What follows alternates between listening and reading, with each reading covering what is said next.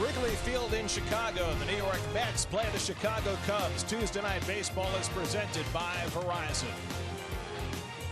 New York Mets baseball on SNY is brought to you by the Better Network. Verizon. Better matters. By the all-new 2017 Hyundai Elantra, it's not just new, it's better. By Bob's Discount Furniture. Shop in-store or online at mybobs.com. By Citi, preferred card of the New York Mets. And by Geico, over 75 years of savings and service. The shimmering waters of Lake Michigan. Powered by downtown Chicago, the city of the big shoulders. And on the near north side, the red line takes you right to Wrigley Field, where there's baseball to be played tonight.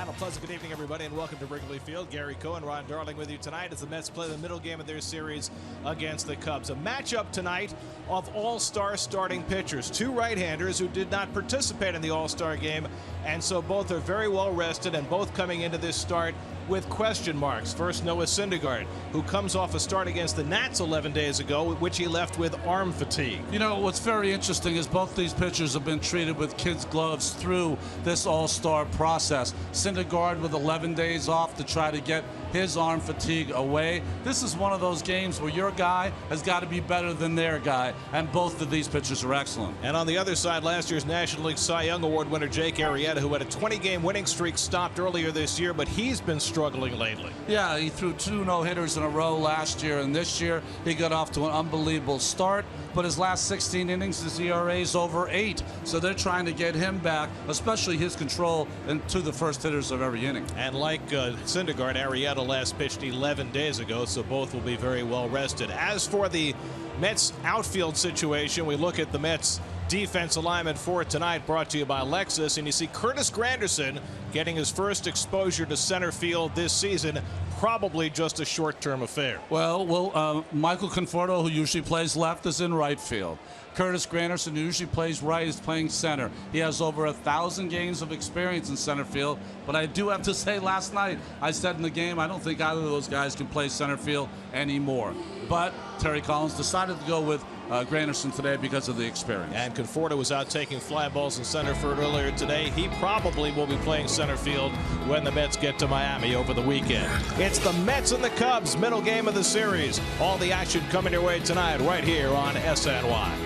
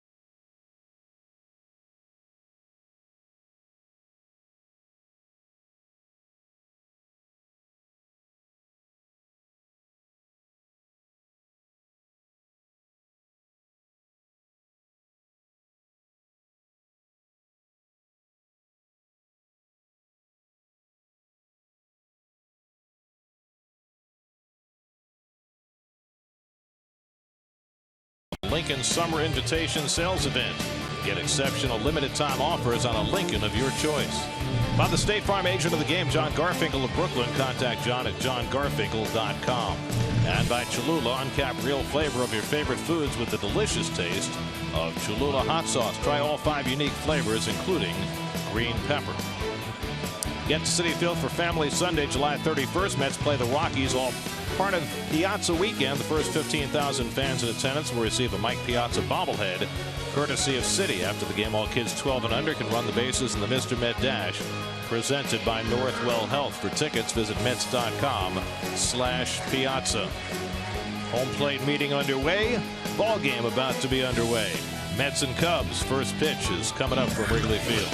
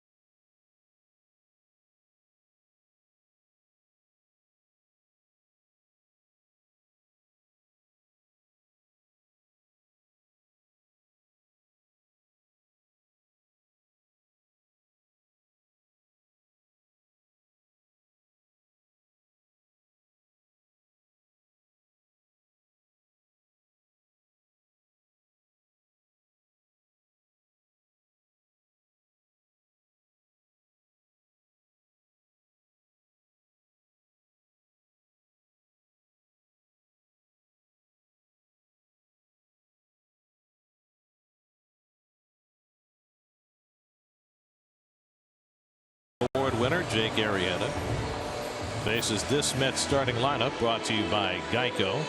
Granderson, as we mentioned, playing center field. Cespedes in left. Conforto gets his first start for the Mets since June 24th after returning to the big club yesterday. And Rene Rivera has become the personal catcher for Noah Syndergaard, so he's in there tonight. Kris Bryant playing out in right field tonight. He's been versatile enough to do that, and out in the sun field with no sunglasses. You know, I saw that with Matt Caesar last night, who played right field, and that sun stays till about the third, fourth, fifth inning. So surprising, but you'd think Bryant would know if anyone does. Jake Arrieta, his numbers, Toyota numbers, they're great, but they were better before. His last 21 plus innings, he's given up 16 earned runs, so his control has wavered his last few starts. Defensively for the Cubs, Coors Light defense. Gutierrez back and left. Hayward moves to center field. Almora gets the night off with Kris Bryant moving to right. So the third baseman today is Tommy La Stella.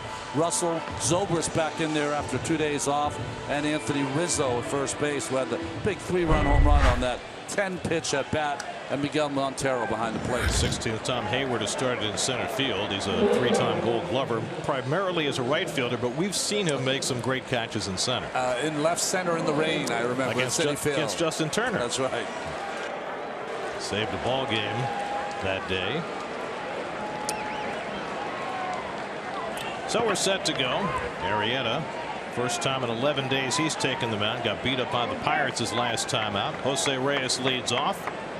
And Arrieta's first pitch of the night is a fastball in for a strike, and we're underway. Reyes making his 11th start for the Mets. 1 for 4 last night, hitting .225 through his first 40 at bats since rejoining the Mets. It was interesting, Gary. The theme of the presser to me seemed as though a lot of the media that's covering the ball club trying to understand why Wilmer Flores is not playing every day, considering he's so hot. Well, he hit a home run last night for the Mets' only run, but I think right now the Mets are trying to find out what they have with Jose Reyes. And I think also when you look at, particularly against a guy like Arrieta, with both Lagares and Flores, they've both been producing against lefties, but this is a right-hander who's awfully tough for right-hand hitters. Throws across his body, has a wipeout slider when he's got it going, and throws hard. And he strikes out Reyes on the up and away fastball for the first down of the night.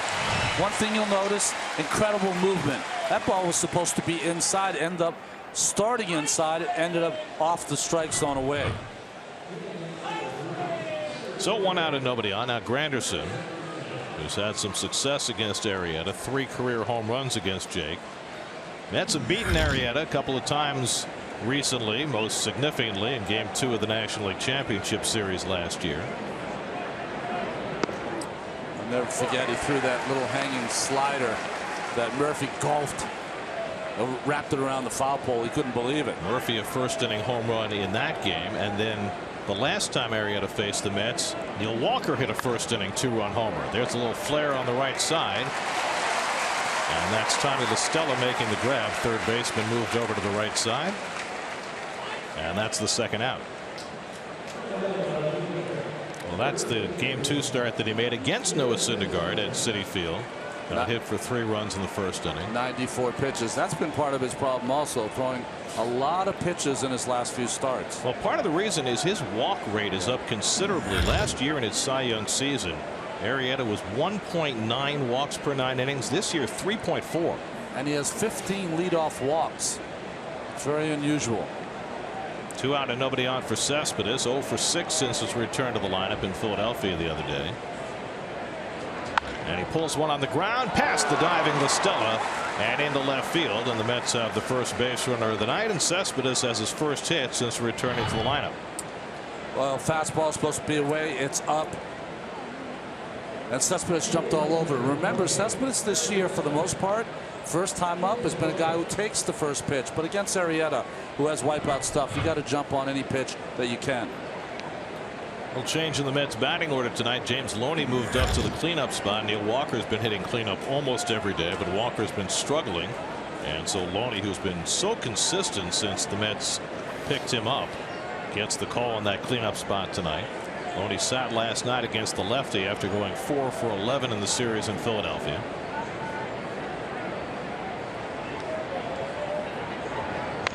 And a comebacker.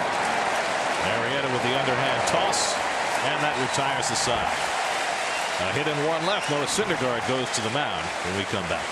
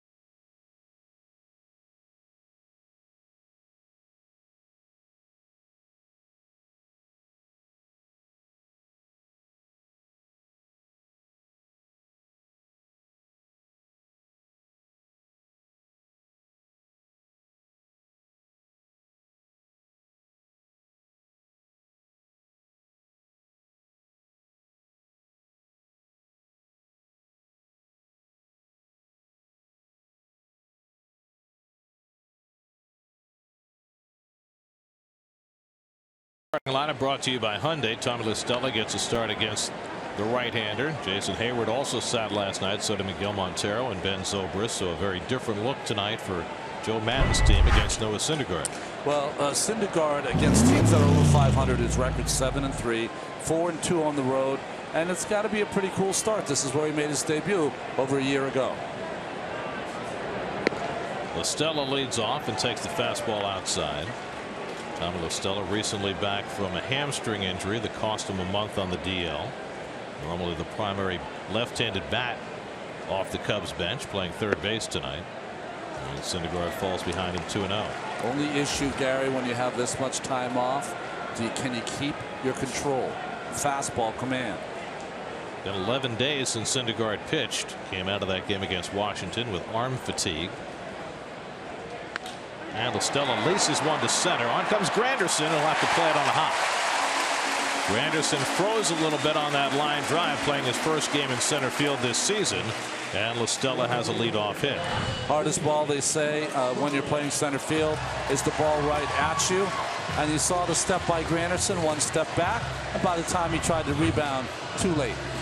This is Curtis Granderson's 1,075th career start in center field, but he started only 2 games there last year, 11 the year before, and he hadn't played there at all this season.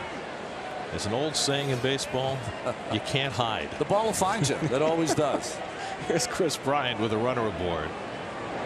It's a very temporary measure, Granderson playing center field, and everything's been complicated by the fact that the Mets are trying to keep Cespedes healthy and keep him out of center field to take some pressure off his legs, but it really creates a conundrum for the Mets right now in terms of who plays where in that outfield.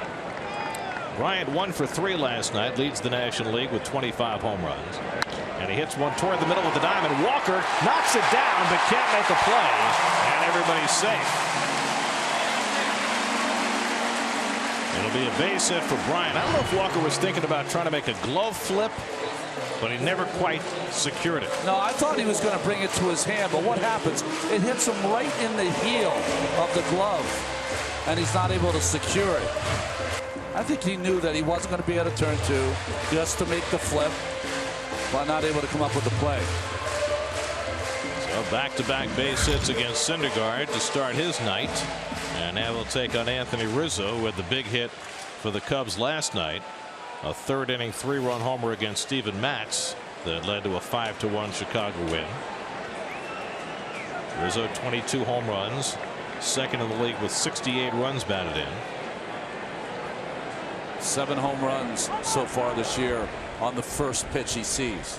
So that's a 1/3 of his home runs. Well, less than that now after last night's game. Last night it was on the 10th pitch of the at-bat against Matz. A phenomenal sequence for Rizzo. So Syndergaard with an early crisis to deal with.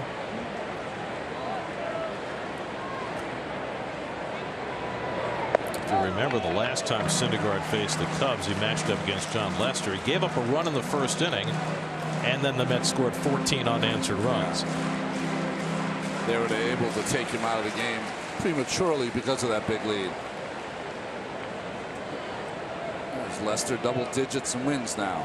Certainly turned it around last night from that start in New York where he got knocked out in the 2nd inning. He was terrific last night for 7 2/3.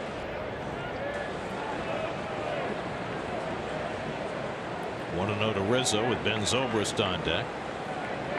And he yanks one of the air foul. Ball and a strike. Well, he broke his bat on that swing. You know, the one thing about the outfield here, it's one of the few places where playing left and right field might be more difficult than playing center field because they have that kind of cutout down the lines that gives you another 10, 12, 15 feet to cover. They call that the well in the right field and left field corners. So it's 355 down the left field line and 353 down the right field line. Really unprecedented distances when you compare it to 368 in the gaps and 400 to dead center. Very unusually configured park. 1-1 to Rizzo. Fastball got in on his hands and he fouls it off. 1-2. The wind is blowing a little more in tonight than last night, but still predominantly right toward left. it's a pitcher's win. Tomorrow they say the wind's going to be blown out. I'm sure Bartolo Colon knows that already. Yes, he does. He'll make the adequate adjustments. It'll be going against a pitcher who's very hot for the Cubs, and Kyle Hendricks. Hendricks doesn't care which way the wind's blowing because he keeps everything on the ground. That's right. 1-2 to Rizzo.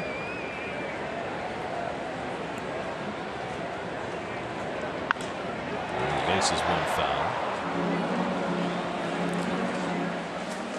100 miles an hour on that last fastball. There are your city probables for tomorrow. Bartolo Colon, who's just been fabulous, yes, goes up against Hendricks, who has the best ERA among the Cubs starters. Who would have guessed that? Opponent's average 205. He's had quite a year too. I mean, how long is Bartolo going to pitch? He's just as effective today as he was when he first signed with the Mets.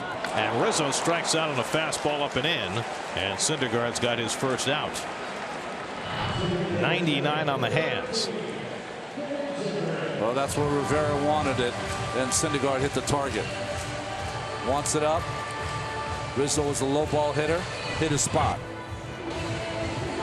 So the last two fastballs from Noah, 100 and 99. Now, Terry Collins was asked before the game today, how will you know if Noah has recovered from that arm fatigue? Will you know early? He said, no, you're not going to know till late, because after all, that last start against Washington, he was fabulous the first couple of innings, but then his velocity all of a sudden diminished, and he complained that his arm just was dead.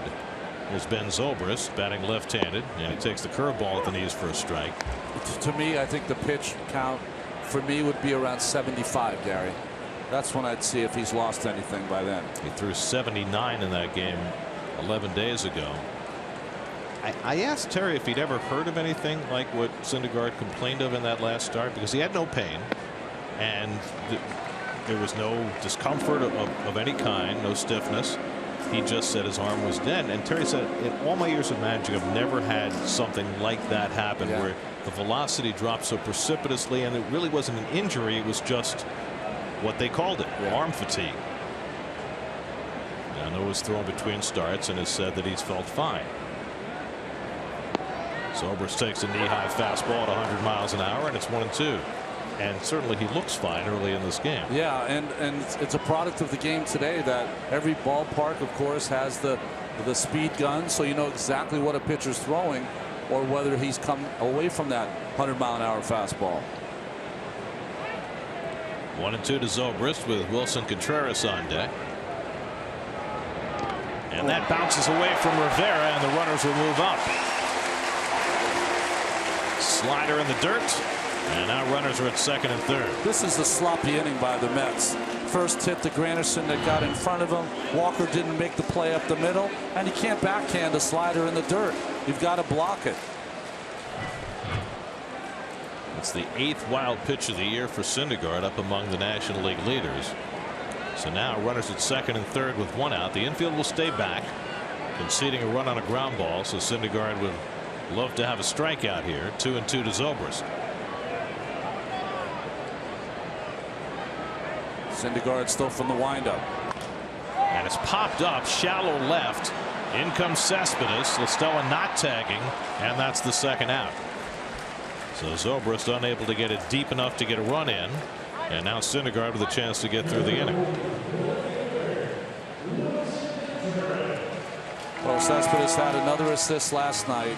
He's got 54 since he came in the league. That's #1 for all outfielders. Might have had another one had he not overrun that ball in the 8th inning. Matt Caesar trying to score from second on Almora's hit. He would have had a pretty good chance at him, but let the ball get by him for an error, and Almora wound up on third base. So here's Wilson Contreras, 1 for 4 last night, hitting at .289 through his first 97 big league at bats.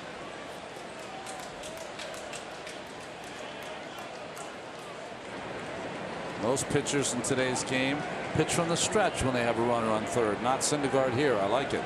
Not much difference, though, between his stretch and his windup. That's true. Ground ball right at Cabrera. He handles it, and Syndergaard gets through trouble in the opening inning. 2 hits and a wild pitch, but Syndergaard puts up a 0. No score after 1.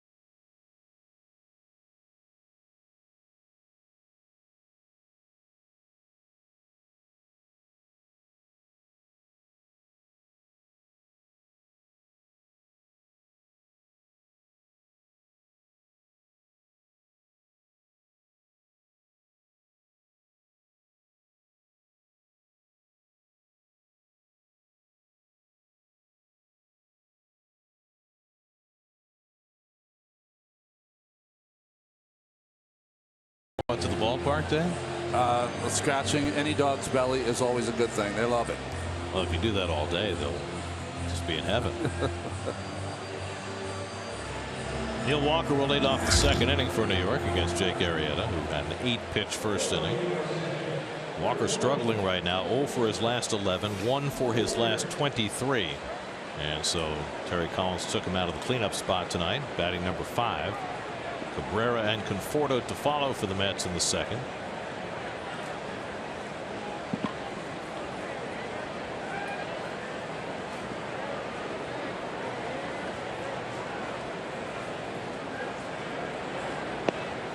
And Walker takes a fastball for a strike.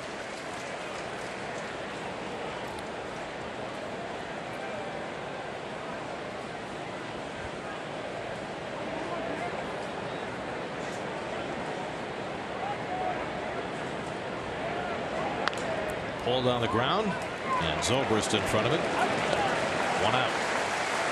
You know, the Cubs have one of the best pitching staffs in baseball, and for a long time they were leading the National League in staff ERA, but they ran into a pitching slump before the All-Star break.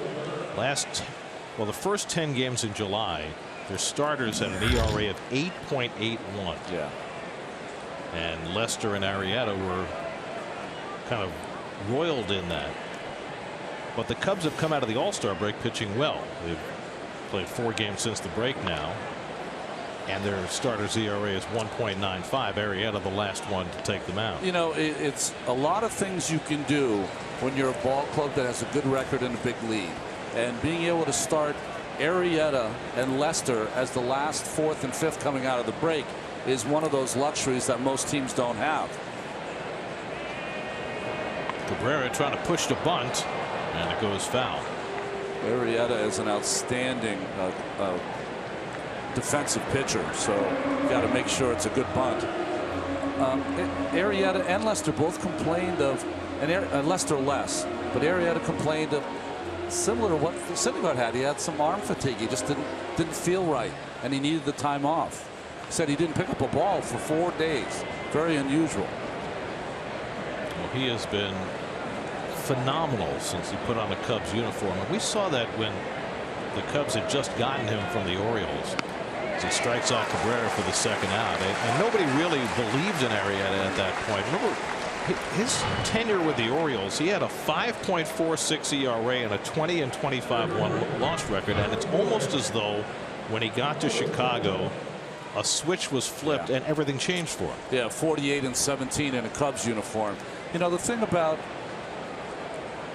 I think what has happened for Arrieta, and it happened for a few pitchers that were pitching in that American League East when it was so top heavy with outstanding offensive talent, is that a lot of those young pitchers took their lumps, and Arrieta throws so unusual across his body that Baltimore and various pitching coaches were trying to open him up and have him throw more traditional. When he got to Chicago, they kind of let him go and said, hey, whatever makes you comfortable, throw like that. And he's done it ever since. And that thrown against his body has been really the deception that the hitters don't pick up, along with the good stuff. Michael Conforto getting his first at bat as a starting player since June 24th.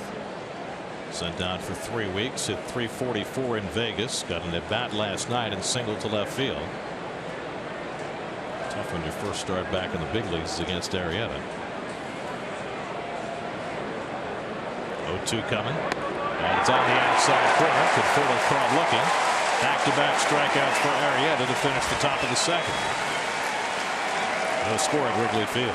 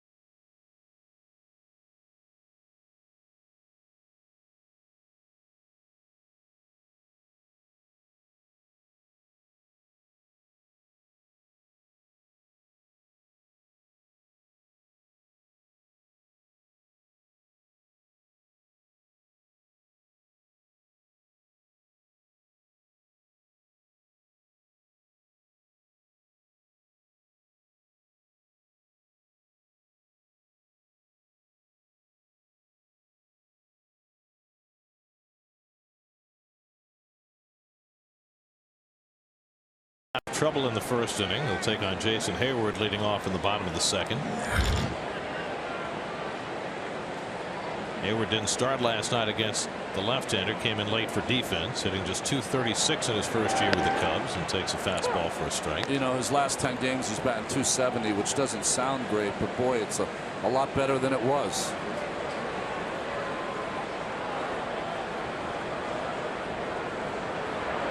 Well, you get a lot of scrutiny when you sign a $184 million contract and you're a lifetime .265 hitter who's not a big home run hitter. But Hayward valued for his defense, his on-base percentage, his ability to run the bases. Got an extraordinary contract. Well, I was going to say, when you come to the ballpark, you always see something you haven't seen before. Jason Hayward, when he hits, interlocks his pinky with his pointer finger. Like a That's golfer, a golf like grip. a golfer, It's yeah. called a Vardon grip. Never seen it before.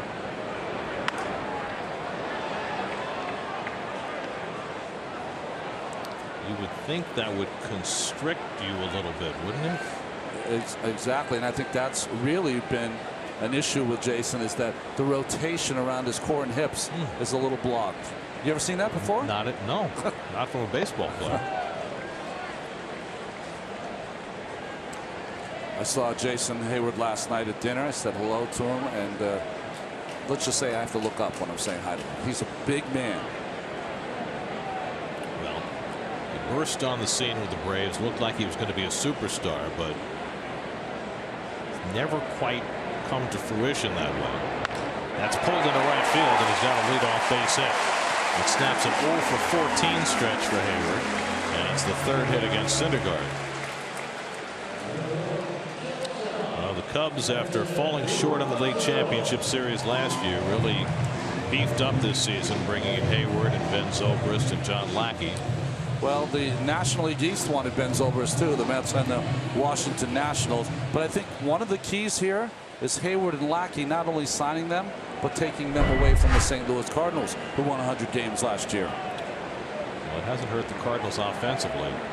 They'd be the best offensive team in the league. But losing Lackey certainly has hurt them. And the Cardinals defense has not been good this year. Taking Hayward away from that. Addison Russell fouls off the first pitch fastball. Well, this is where we're going to start to see the Chicago Cubs, who are not an outstanding running ball club, but they had a couple of stolen bases last night. Are they going to try to take advantage of Syndergaard's move to the plate, which is slow?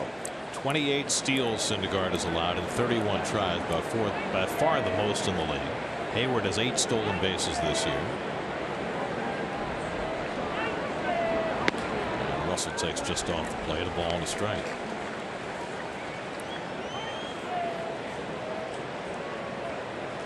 For the last 2 seasons, most stolen bases allowed in baseball: John Lester, number 1, Noah Syndergaard, number 2, Jake Arrieta, number 3.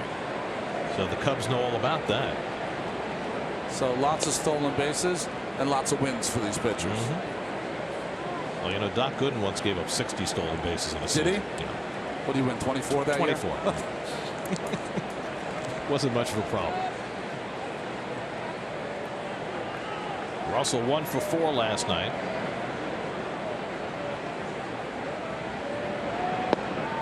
And that just missed off the corner. 2-1.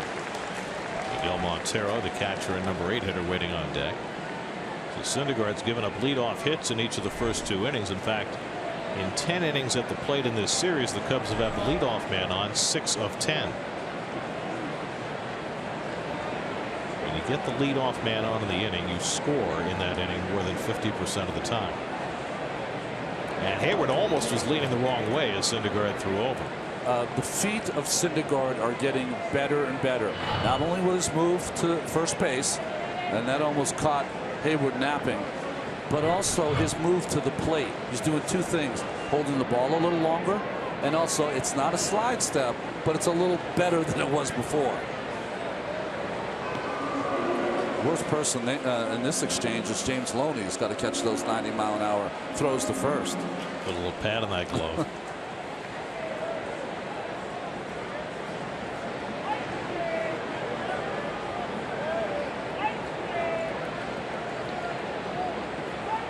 2-1 to Russell. Hayward's running. It's hit in the air to left field toward the gap, and it's going to land for a base hit. Hayward to third. He'll be held up there, and Russell slides in safely at second. And Yoenis Cespedes is not moving well at all in the outfield. That's a ball that under other circumstances might have been a catchable ball.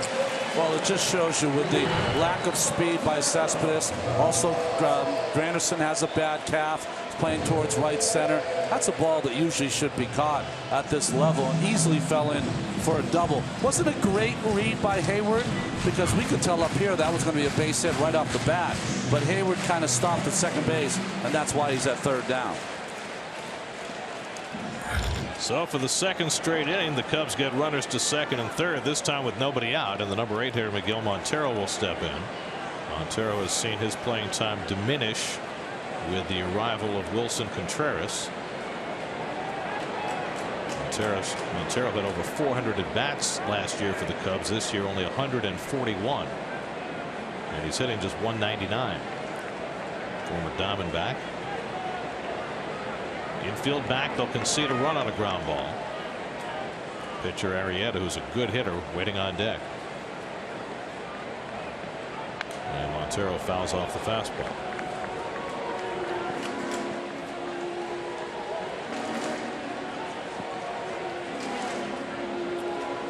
You know, the swing that Russell took on that 2-1 pitch made me feel like it was a hit and run. You know? So it's different ways of trying to attack against the powerful Syndergaard. Back to Syndergaard. He's got Hayward trapped. And Reyes makes the tag, and the runners can only get to first and second. That's a bad base running by Jason Hayward, and the other runners not able to advance. That was a bad play all the way around. One, going on contact. You can go on contact if it gets past Syndergaard, but you can't if it goes to the pitcher. And Addison Russell also, he's just got to go to third base and just give up Hayward. And that way he would have had at least first and third. Well, there's nobody stopping him from going to third. Russell's got to come and just stand on the bag, and Hayward's out. And Hayward was pointing to Russell as if to say, you got to come to third, and he knew, but Russell didn't follow. When you have a rundown in the major leagues, a runner like Russell's got to know he's just got to take third base. You know, the last time I saw a rundown not executed properly, I think I was 8 years old in my backyard. I mean, those are going to be an out. He must have watched old Richie Ashburn tape, or maybe Josh Harrison. That's right. Guys who can get out of rundowns. So it's been an odd first couple of innings for Syndergaard. Outfield defense has cost him a lot of pitches that might have gained him an advantage. Now Arrieta up, and we'll see how the Cubs handle this. Arrieta can swing the bat, and he's not thinking about bunting as he swings over a slider. 0-1. Arrieta has 11 hits, including 2 home runs this year.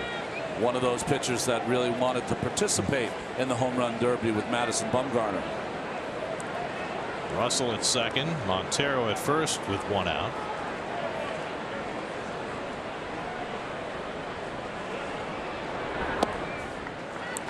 Syndergaard keeping that slider away, 1-1.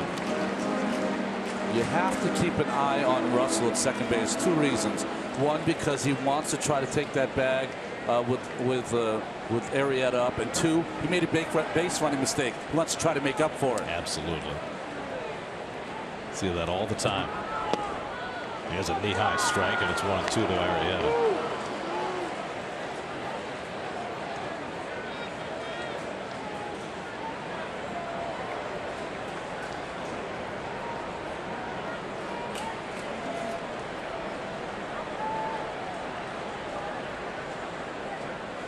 One-two coming. He bounces it in there. That time Rivera blocks it well. 2-2. Beautiful by Rivera.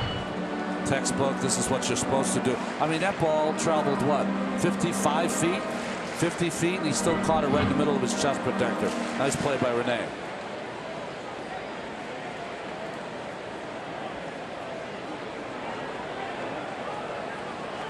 Virtually every pitch Syndergaard has thrown in these first 2 innings has been thrown under duress with runners on base.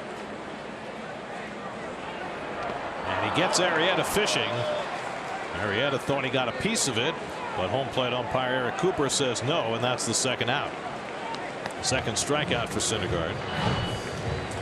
Just a slider in the dirt. Again, hits just before the plate. Nice block by Rivera. And I don't know what Arrieta was arguing. He didn't come close to hitting that ball. Well, it's like Reyes last night. Same thing. Well, no satisfaction. And now 2 out and 2 on, and Tommy La Stella comes up. La Stella dumped a base hit in front of Granderson to lead off the first inning. Gary, that rundown play, 1-2-5? 1-2-5. Okay. Tommy La Stella, New Jersey native out of St. Joe's of Montville.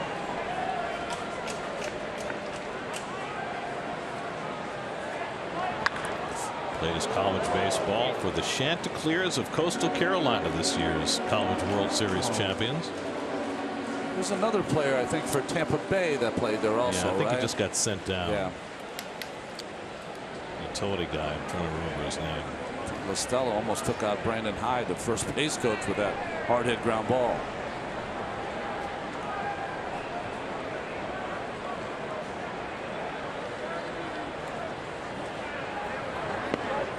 La Stella came up with the Braves, and in what has turned out to be a good deal for both sides, was traded for Arodys Vizcaíno, who has become the Braves closer. That was 2 winters ago.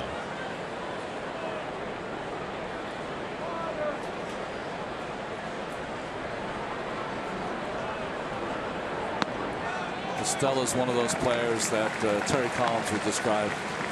He's a ball player. You know, he's one of those guys that does a lot of the little things well. He's been one of their best pinch hitters off the bench.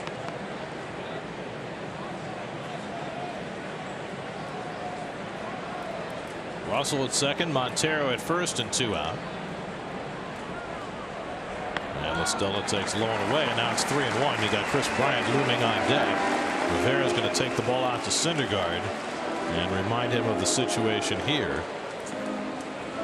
So you have to figure La Stella's going to get something pretty good to hit. You know, I never really liked the catcher coming out in a 3-1 count like this, because you know what you have to do. Bryant's up next, so you have to execute a good fastball. You want to keep it down, you want to keep it away, and you're hoping La Stella hits it to the big part of the park.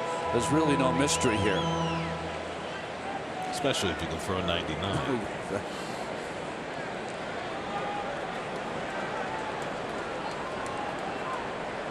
3-1 coming, and he popped it up foul. That'll come back out of play. That's what I used to always say when people would tell me, go, boy, how come you don't have the poise like Dwight Gooden has? I said, you give me his stuff, I'll have some great poise. I'll be outstanding. Power produces poise. It does. So now the runners will be in motion. Russell at second, Montero at first will be running. The 3-2 and 2 down. And another conversation necessary. Follow Mets baseball live with the MLB.com and Bat app, which includes game day, live game video highlights, StatCast, news, and more. Download MLB.com and Bat, the #1 app for live baseball on your phone and tablet.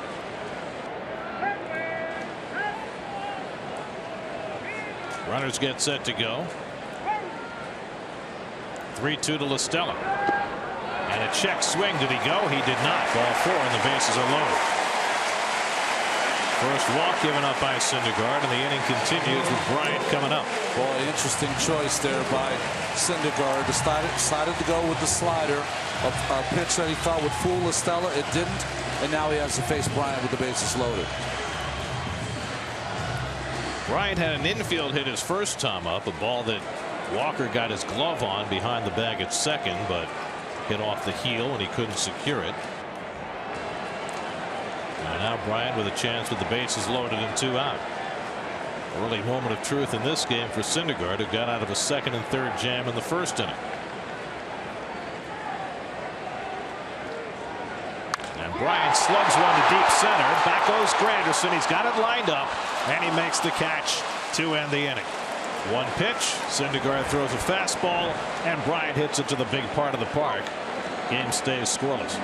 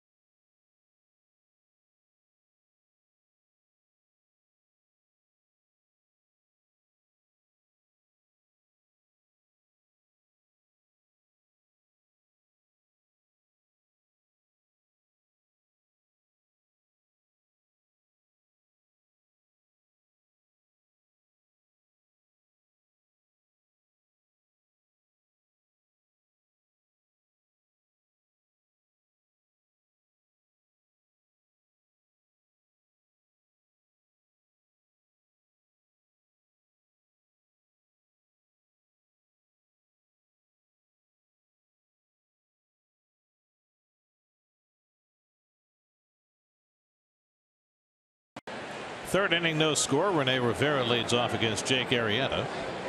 And Arrieta catches the outside corner. The 15th straight strike thrown by Jake Arrieta. Well, the rest has done him well so far. Top of his game. Rivera flies one out to right, and Bryant is there. One out. Well, the renovations continue at Wrigley Field, and the big addition this year, a spanking new home clubhouse. One of the nicest ones anywhere I've ever seen. I was in it and I was in awe. 10,000 square feet of luxury. Now, how does that compare to the visitors clubhouse? Which is about what, 100 square feet? Visitors reminds me of the old Boston Garden. That's what it looks like. Tiger Stadium. Noah Syndergaard, 5 hits this year, including 2 home runs. So you got 2 pitchers today who have to be wary of one another when they come to bat. Syndergaard has 5 hits this year, 4 of them for extra bases, 2 doubles, 2 home runs.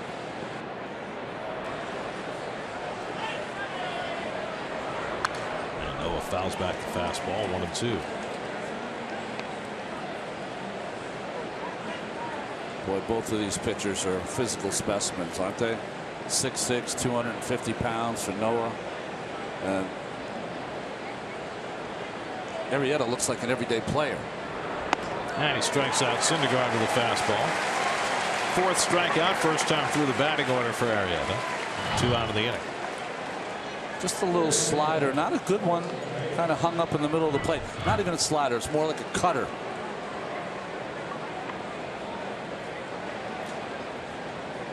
So 2 out and nobody on, and now Reyes, who struck out his first time up.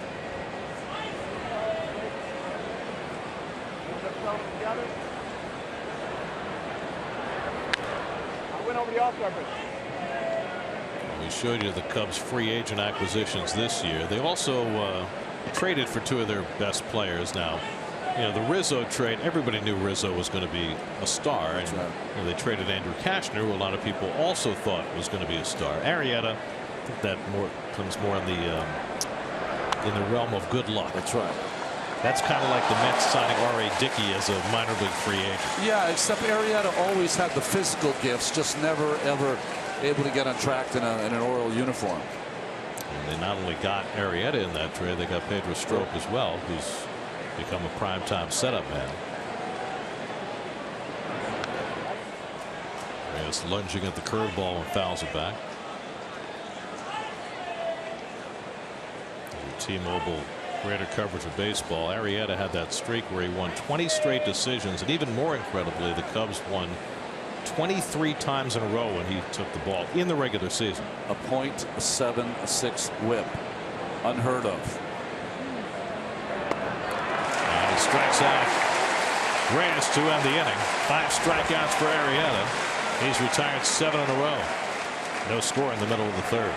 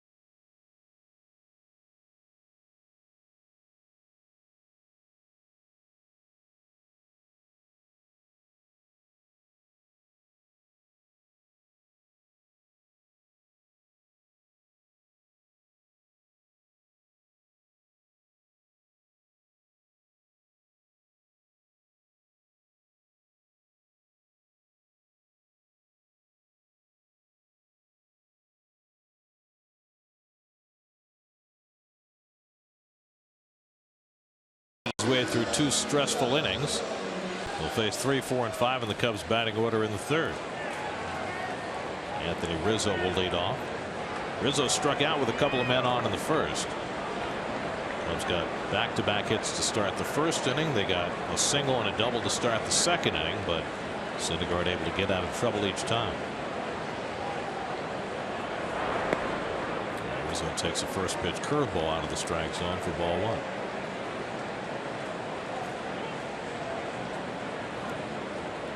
Anthony Rizzo, still just 26 years old, has accomplished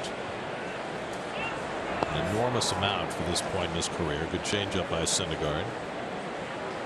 A ball and a strike. I was saying last night, he's kind of their de facto captain. Whenever you see the Cubs take the field, he always leads them out there.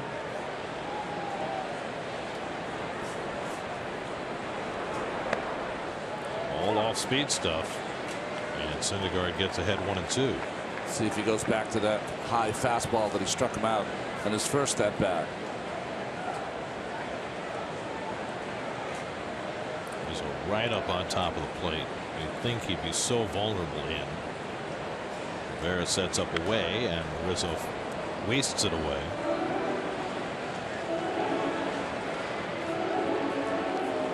And because he's right on the plate, he gets hit with a lot of pitches. 13 already this year. You can think of anybody who stands closer these days? I don't think so.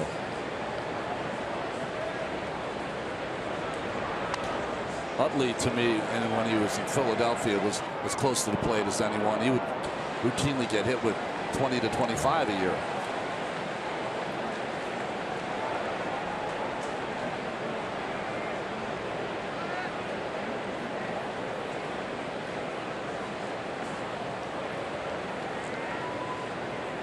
One-two from Syndergaard, and again he jammed him. It's popped up. Rivera back, but it's in the crowd. You know, the other interesting thing about Rizzo is that he chokes up on the bat with 2 strikes, you know, and that's something you don't see from big power hitters. Joey Votto. Yep. But the only guy who comes to mind these days, of course, Barry Bonds did it for his entire career, and he had a few home runs. Yes, he did. 7th pitch of the at-bat coming to Rizzo, and he struck him out. Syndergaard fans Rizzo, his 3rd strikeout of the night. Let's check in with Steve Gelbs. His report tonight is brought to you by Heineken. Steve? Gary, in an effort to combat the arm fatigue that Noah Syndergaard was feeling in his last start, he changed up his routine a little bit heading into this one. 3 days ago, threw just a 15-pitch bullpen session, all fastballs. That differs from his normal 30 to 35-pitch bullpen sessions where he throws all of his pitches. Syndergaard saying at this point in the season and moving forward, he's probably going to stick with that from here on out. Oh, that's a good report, Steve, because during the processes of a season, if you're really pitching well, there's really no need to throw a lot in the bullpen. You're just wasting pitches. Better just to go out there and throw a few fastballs on the outside corner and call it a day. You will spend some time spinning the ball with teammates out in the outfield. I threw a split finger. I would never throw that because it was so taxing on my arm. I just stayed away from that pitch, except on game day. Really, that's fascinating. How would you retain the command of a pitch like that if you didn't throw it between starts? Because there is absolutely no talent to throwing that pitch. Really, it's only the grip. You grip it as far as you can, and then you just throw it as hard as you can. So there wasn't any touch or feel or talent to the pitch. It just was physical force. Just off the corner to Zobrist, 2-2. It's fascinating to me. You never threw one up on the backstop screen after you hadn't thrown for 5 days? No, it was a natural, kind of easy pitch for me. 2-2 to Zobrist. In there, strike 3 call, 99. Gets Zobrist looking. Back-to-back strikeouts for Syndergaard to start the 3rd. Well, both of these pitchers have come into this game with something to prove. One from arm fatigue for Syndergaard. Arrieta did not pitch well, and they knew this was a big start for both ball clubs, and they've come out throwing great. Well, Syndergaard could use an easy inning. after pitching out of the stretch predominantly in the first two. They'll face Wilson Contreras with 2 out and nobody on. Contreras bounced out to short to leave a couple of runners in scoring position in the first. That was interesting. Before Rivera put down the sign for that pitch, he made a circle with his hand. What that tells the pitcher, this guy loves to swing first pitch. So if I'm going to call a fastball, make it a quality fastball. Syndergaard just missed. Comes back with a curveball that misses, 2-0.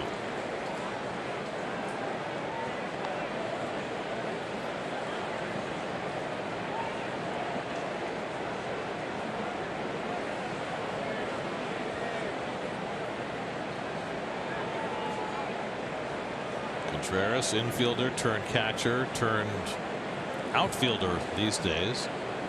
He'll catch a couple of days. He'll play a couple of days in the outfield. Another good curve by Syndergaard, 2-1. If you're a player for Joe Madden, you have to be heads up to play anywhere. What kind of manager he is. In another week or two, when they get Dexter Fowler and Jorge Soler back, there'll be less chance for a guy like Contreras to play in the outfield. That's line to right field, a base hit, headed toward the gap. Conforto's going to have to watch it go to the wall. Contreras digging for second and in standing with a 2-out double.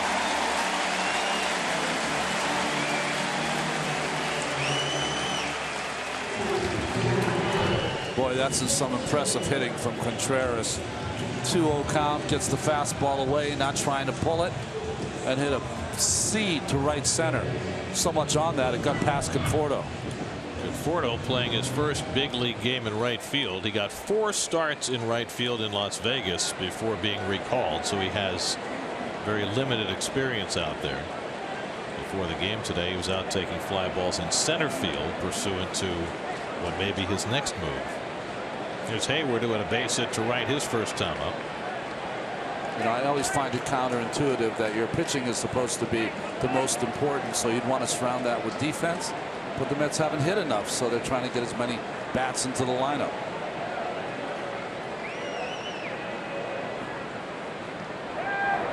Well, tonight the Mets outfield defense is about as compromised as it could possibly be. You've got Conforto playing a brand new position in right. You got Granderson, who hasn't played a game in center field all year, and you got Cespedes, who really can't run very well right now, playing in left, and it's already cost Syndergaard a lot of extra pitches.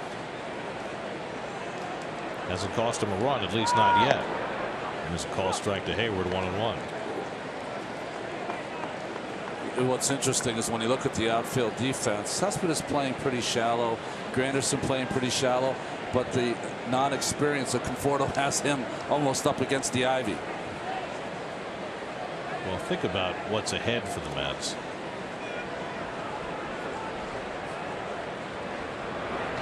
And that bounces in. Rivera knocks it down, breaking for third. The throw goes into left field, and Contreras will score.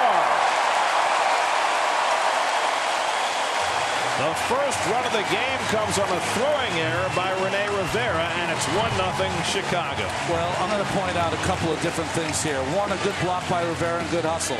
But when he spun around, he spun and could not find where the base was. And what was interesting about Reyes, and maybe it's the non-experience, but he came to the base. He should have been in front of it, and maybe we would have had that with the dive. He kind of went the other way.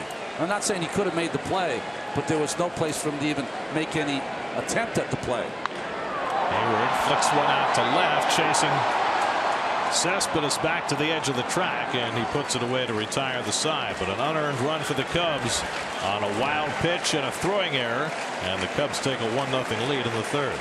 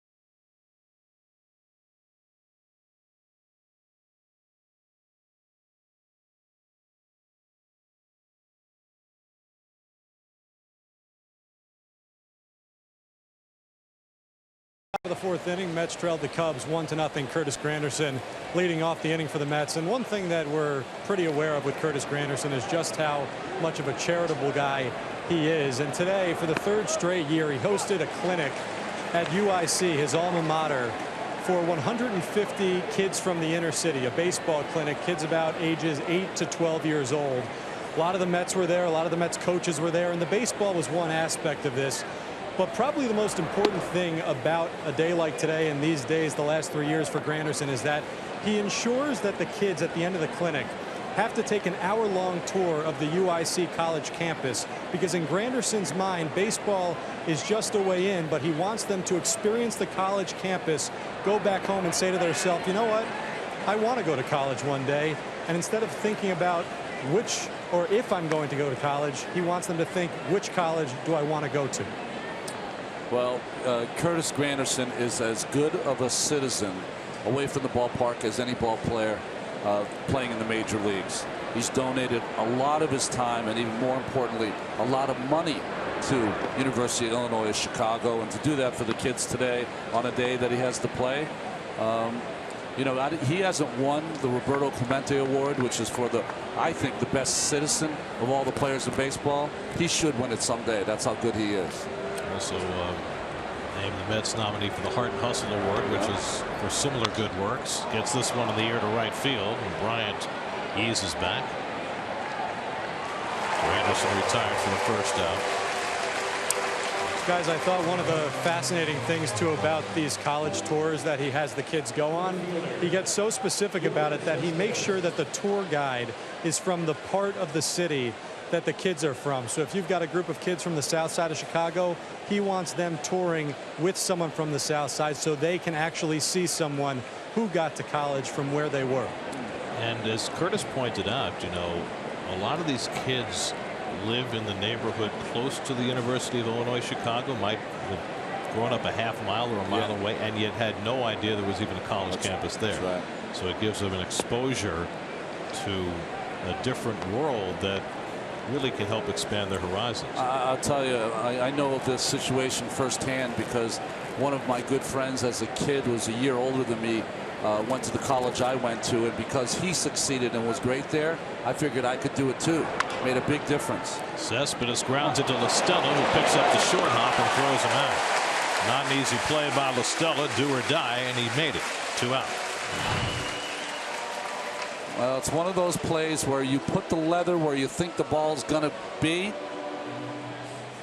and La Stella timed it perfectly. Seen some flashy gloves for this Cubs ball club in the infield. Jersey kid. Yeah. 9 in a row set down by Arrieta. 2 out and nobody on after he got the lead for the first time. And here's James Loney with a comebacker his first time up. Fourth inning brought to you by the 2017 Audi A4 and your tri-state Audi dealers.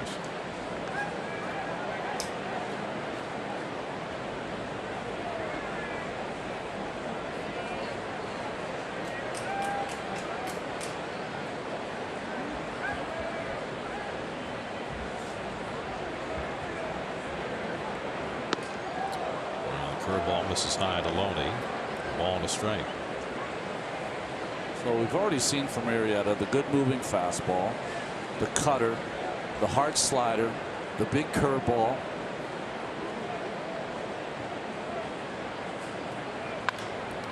Driven out to center field, but Hayward had him played perfectly, and that retires the side. 10 in a row retired by Arrieta.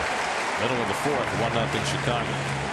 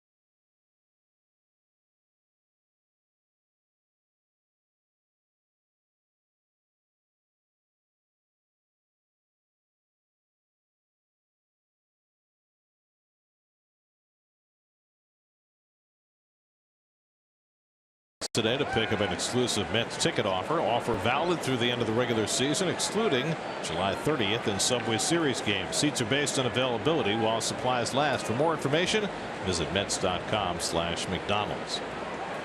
Addison Russell leads off the home fourth inning against Noah Syndergaard. Syndergaard has been victimized by some less than stellar defense, both in his outfield and by his catcher. He's thrown a lot of pitches early in this game, and on the basis of an unearned run, down in the game 1-0.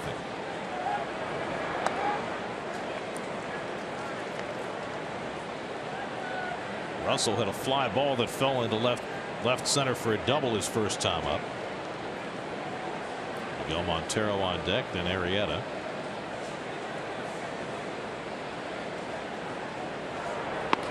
I love the question that someone posed to Terry Collins today.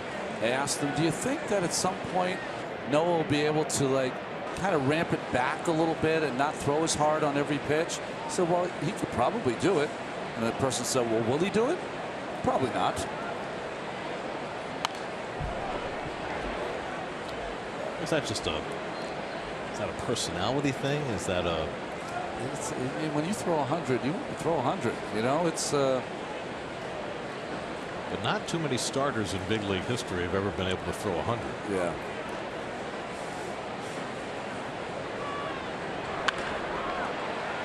Walker gets in front of the grounder and throws out Russell one away. You know, it's one thing for Aroldis Chapman to go out and throw 105 for 3 outs. Yeah.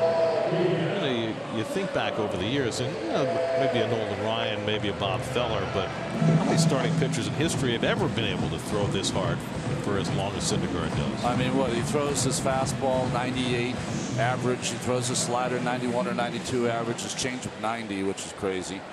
I mean, you'd love to see him be under control and be able to throw it to spots at 96 or 97, but I don't know if that's going to ever happen. Well, the conversation was about him talking to Pedro Martinez, who was going to advise him about saving bullets and ramping back early in games and pacing himself.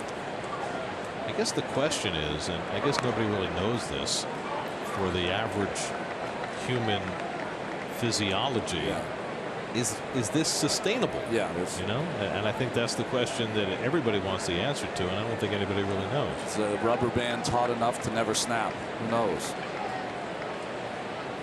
Montero hit into a fielder's choice his first time up and fouls away the fastball. 2-1.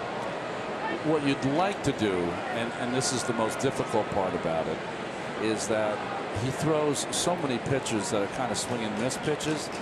You'd love to be able to get an occasional 6, 7, 8 pitch inning by them putting it in play, but it's hard to do.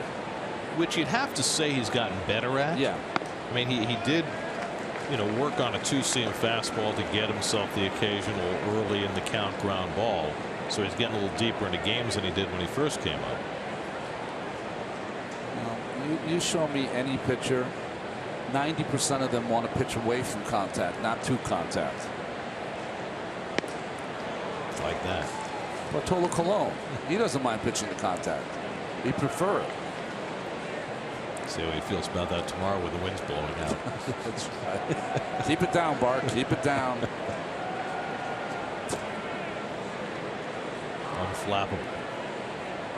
And Montero strikes out. That's 5 strikeouts now for Syndergaard.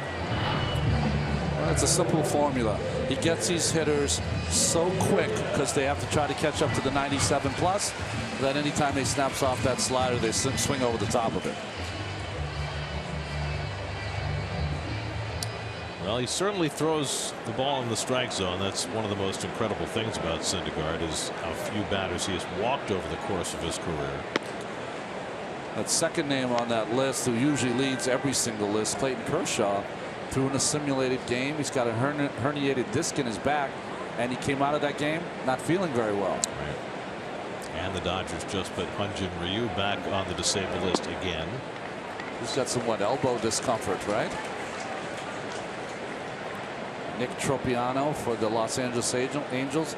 He's going to go under Tommy John surgery. Beat goes on. Arrieta struck out his first time up. Syndergaard behind him 2-0. There's a strike. Dodgers are starting a series in Washington tonight. Mets are trailing both teams. Dodgers have the #1 wild card spot. And of course the Mets 6.5 behind the Nats in the East. Dodgers are up 4-0 after 4 in that game. Reynaldo Lopez starting for the Nats, his first big league start. Arrieta drives one toward the gap in left center, and that's an extra base hit. And Arrieta pulls into second base with his second double of the year.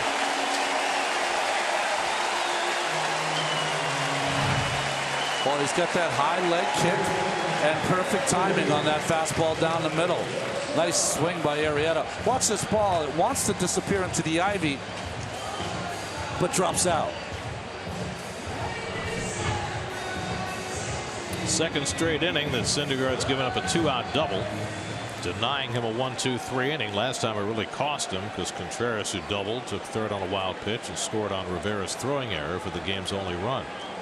Now time of La Stella bats with Arrieta at second and 2 out. La Stella has singled and walked already tonight. Talking about Syndergaard's control, this is his 42nd career start. Through the first 41, there's never been a pitcher in history with as many strikeouts with as few walks as Syndergaard. 294 strikeouts and 49 walks in his career coming into tonight. You've watched a lot of baseball, Gary. You've seen a lot of good young pitchers. Have you seen anyone change as much as he has from the May start he made here last season? I mean, his maturity level has just been exponentially great. I think it's been obvious on the mound, but also off the mound. Yeah.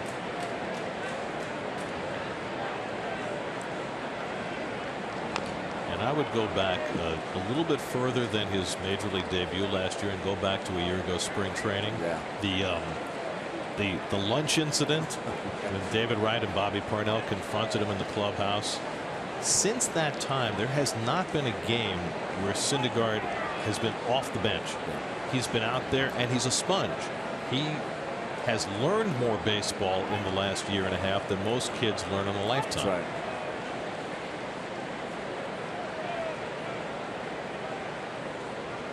One-two to La Stella. That's pulled into right field. A base hit. Charging it is Conforto. Arrieta's going to be waved home. Conforto's throw to the plate is too late. And Arrieta slides in safely. Rivera puts a tag on Arrieta and wants the Mets to review the call. But it's a base hit for La Stella, and for the moment the Cubs have a 2-0 lead. Boy, from up here, I didn't think that Arrieta touched home plate. And I think that Terry Collins wants them to take a look. Tries to go around and get it with his hand. Watch Rivera dive for him. Gets him on the hand before he's even there. Well, it certainly looked like he got him. I mean, that's should have been a simple call. Glove's right on his hand there. And Arrieta does touch the plate, but I thought he was tagged first. Unless Eric Cooper said that he missed the tag on the arm, but the Mets are going to challenge the call, and we'll see whether it gets overturned. You know what's interesting about the home plate umpires is they're always trying to move to get themselves in the best position. And as Cooper was moving, he almost became right behind Rivera, and it made it a little more difficult call for him. So did he get the tag on the arm? Well, we'll see it right here.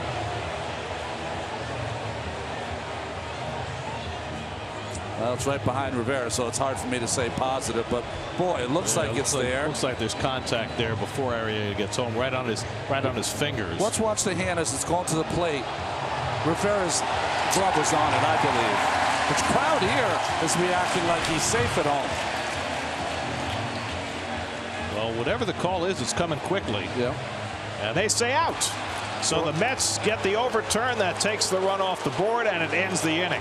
Boy, that didn't take long. Jerry Meals and Bill Welke are in the bunker in Chelsea. Their crews made a quick decision and in the Mets' favor. How about Conforto in right field?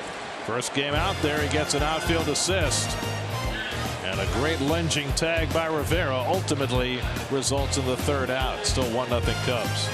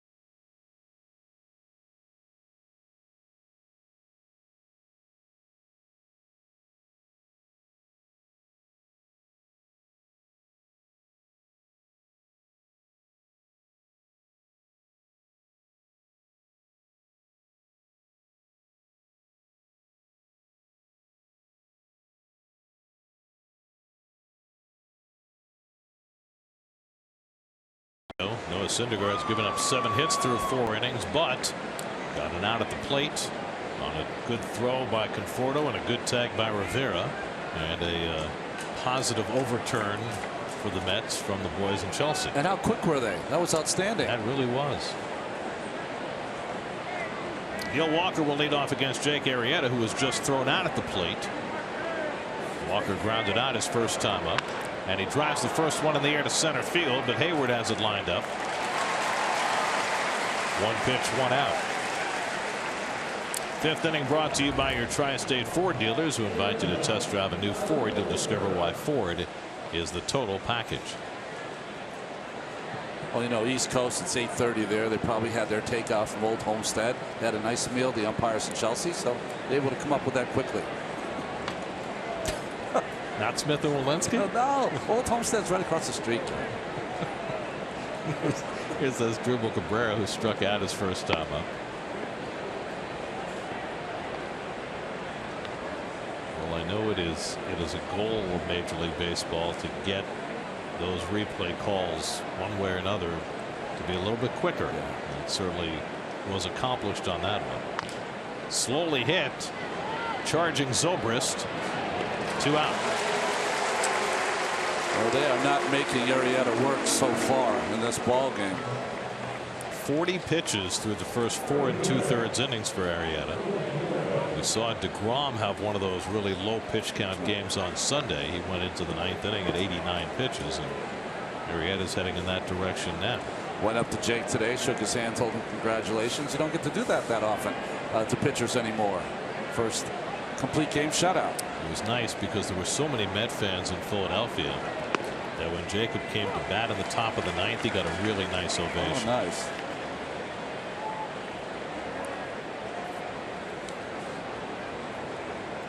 Of the 14 outs Arrieta's gotten tonight, half of them have come on 1 or 2 pitches.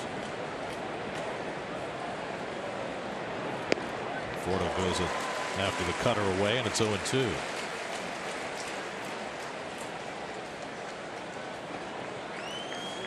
Grover Cleveland Alexander, 1919. Last time a Cubs pitcher had an ERA as low as Arrieta posted last year.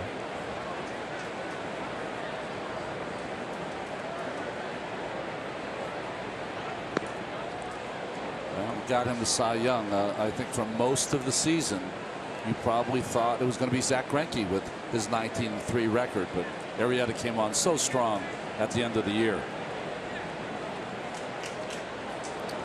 Well, he won his last 11 decisions last year. And then pitched him into the playoffs with that shutout of the Pirates. Finished at 22-6, 1.77 ERA, which put him in some elite company. Docs in 1985 was 1.53. McLean won 31 in 1968, last man to win 30. Full count to Conforto in his second at bat. Am I right or wrong? In that year that Guidry went 25-3, was that the first time that fans would start to stand with 2 strikes? Yes. And start to clap in anticipation of the strikeout? That's when it started, 1978. Wow. First 3-ball count of the night for Arrieta. And Conforto watches ball 4, and the Mets have a 2-out base runner. So after Arrieta had retired 12 in a row, he issues his first walk of the night.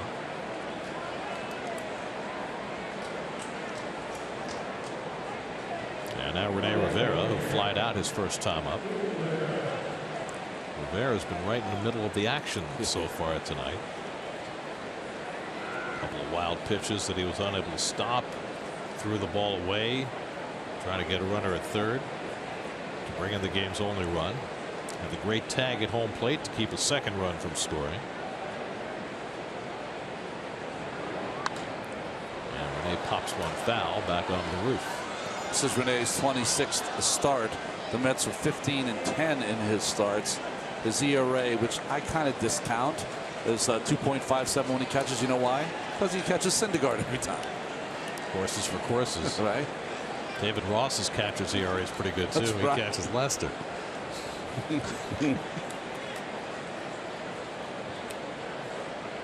That's lined into left field. A base hit for Rivera. Pulling in at second is Conforto. And so the Mets get a runner to second base for the first time tonight, and Noah Syndergaard will come up with 2 men on. Jams Rivera just a little bit, but strong enough to loop this into left field.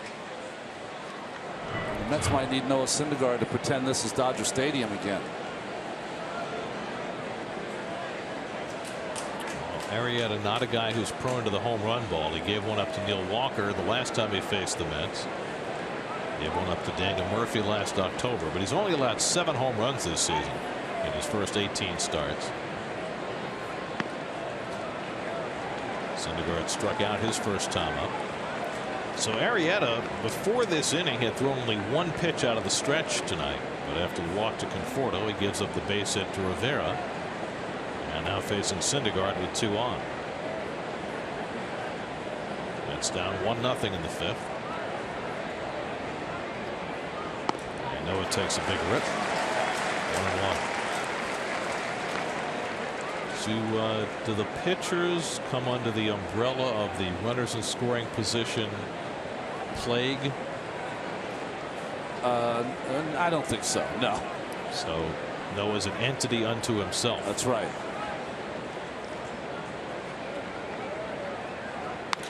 He gets one in the air down the right field line. Over goes Bryant. In the corner, and it's out of play, a foul ball. It did. So it's totally irrelevant to this at bat for Syndergaard that the Mets are 2 for their last 34 with runners in scoring position. Well, he certainly doesn't want to add to that brutal number. There's your rhythmic clapping. Yeah.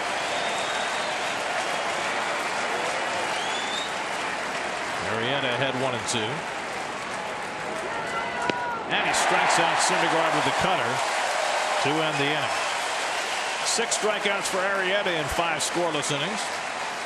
We're halfway through in Chicago. Time for a snack. Cubs 1, Mets 0.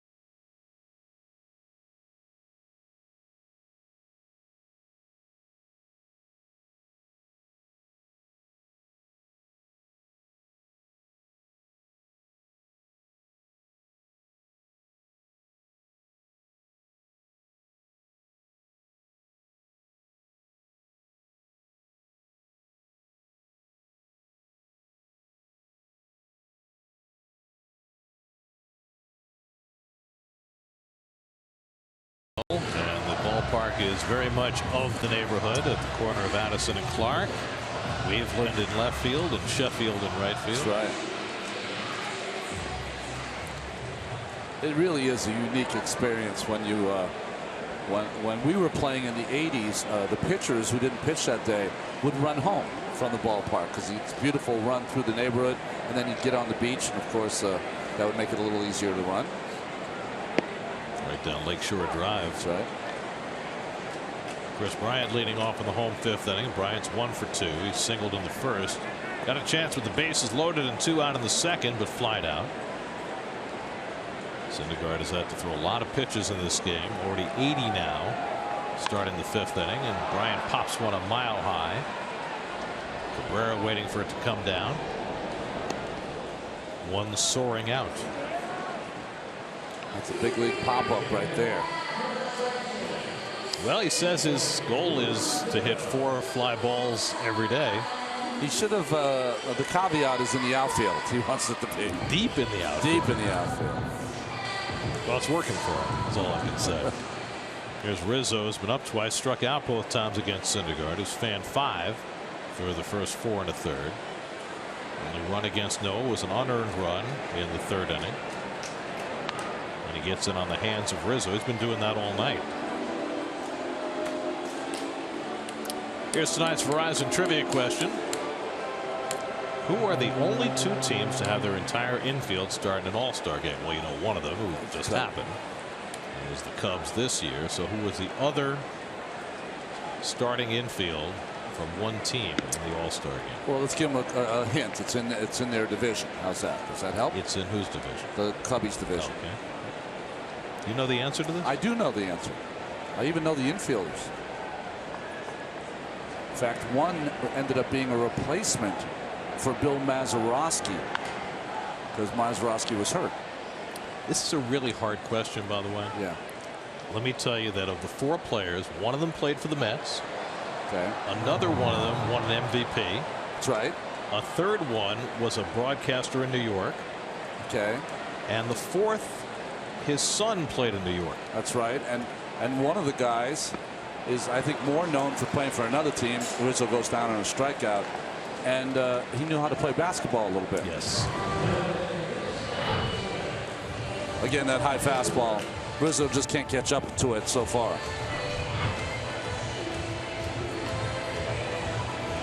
But if you had asked me to answer this question without some prior knowledge, no way in the world I would have got it. Yeah, it's tough. It's not easy. Here's Ben Zobrist. And by the way, the team that we're talking about did not go to the postseason that year. However, they won a pennant the next year. I think when you name their infielders that started that All-Star game, there's really only one to me that I think of as a perennial All-Star at that position for that team. Yes. Right? Yes. The guy who became a Met. Yes. 1-1 to Zobrist. That has to be the most clues we've ever given for a trivia question. You know, it's one of those where even with all the clues, unless you know it, it's really, really hard to get. Zobrist has flied out and taken a call 3rd strike. 0 for 2 tonight after getting a couple of days off the last 2 days. What Joe Mann characterized as Ben Zobrist's replacement All-Star break since he played in the All-Star game, and he's 35 years old. Part of that all Cub infield to start up for the National League. I don't know if you folks know this at home, but one of the things that is mandatory at the All-Star game, as you see the numbers for Syndergaard and Arrieta, 52 pitches only for Arrieta in 5 innings, is that as soon as you get there, there's 40 or 50 dozen baseballs you have to sign. And I think also there are more demands on the players now than there have ever been. With the red carpet and the home run derby and the interviews, and it's a whirlwind. Listen, we're part of the problem, not the solution. I wasn't there.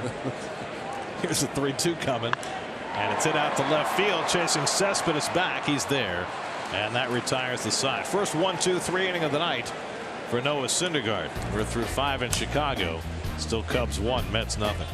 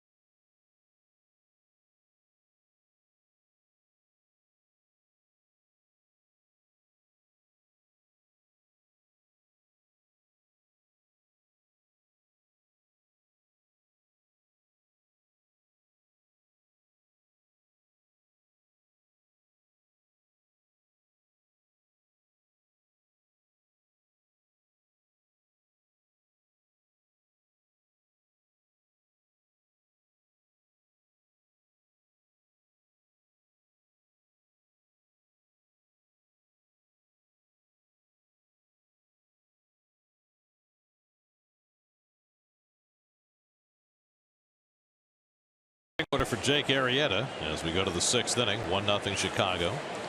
Arrieta's thrown just 52 pitches through 5 innings. Jose Reyes has struck out both his at bats tonight. And goes after the high cutter and fouls it back. 0-1. Arrieta really hasn't been in total command, dominating these at bats, dictating these at bats. He's given up just 2 singles, walked 1, and struck out 6 through the first 5 innings. When the Mets got to him both last October and then a few weeks ago at Citi Field, they got to him early. There's your Verizon Mets box score. Kind of looks like yesterday's box score. Mets had a run on 6 hits last night. No runs, 2 hits tonight. And the curveball fouled off. Reyes now 9 hits in 42 at bats. So it's not been easy for Jose. He had those 3 home runs in 3 games in the series right before the All-Star break. Even when he was at his best as a Met, he would occasionally get in those funks when he would hit home runs where he'd start to look for him. Ground balls and line drives are his key.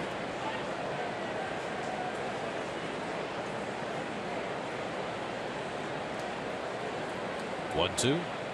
And he pulls one down the right field line. That's going to go toward the corner. Bryant can't cut it off. Reyes on his way to second.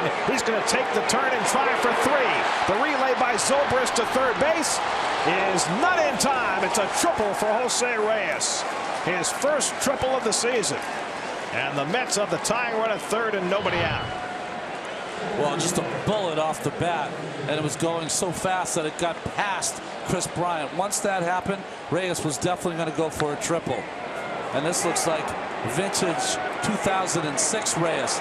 As he cups the bag, he decides right there he's going to go for 3. And the only problem I saw that he was going so fast was going to be able to hold on to the bag, and he did. Well, he's the Mets all-time leader in triples, and he has his first in his return to the Mets. And now Granderson with a chance to get that tying run in. Middle infielders are back. Granderson's 0 for 2 tonight. And Curtis takes a fastball straight.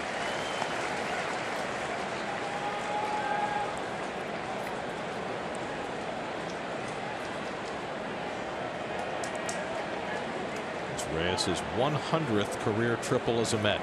Wow. Fly ball center field. That should be deep enough to get Reyes in. Hayward under it, makes the catch, and Reyes will trot on in to tie up the game. Granderson with a sacrifice fly, and it's a 1-1 game. Boy, outstanding at bat by Curtis. Had to have that run to tie it up. Great start by Reyes. So the Mets finally break through against Arrieta.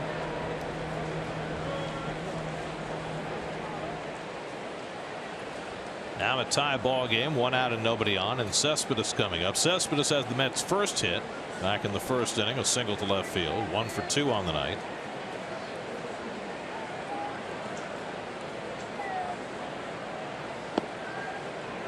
Takes a curveball for a strike.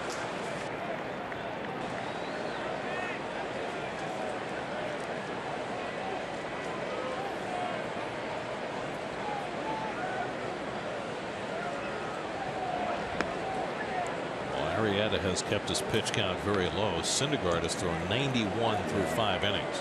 So the Mets can legitimately hope for only 1 more inning from him. Well, after a start, after complaining of arm fatigue, I know he's had 11 days off. I can't see him throw more than 105 in this game. I was thinking there was a chance he might get cut off at 91 because of that, but he's looked good enough that Mets clearly have faith that he can give them the 6th inning. There's nobody up in the bullpen.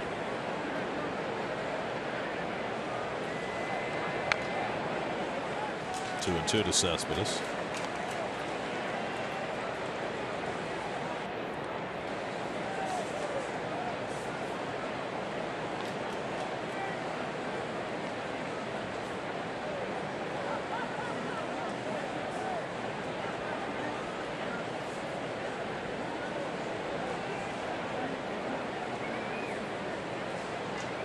Arrieta's 2-2.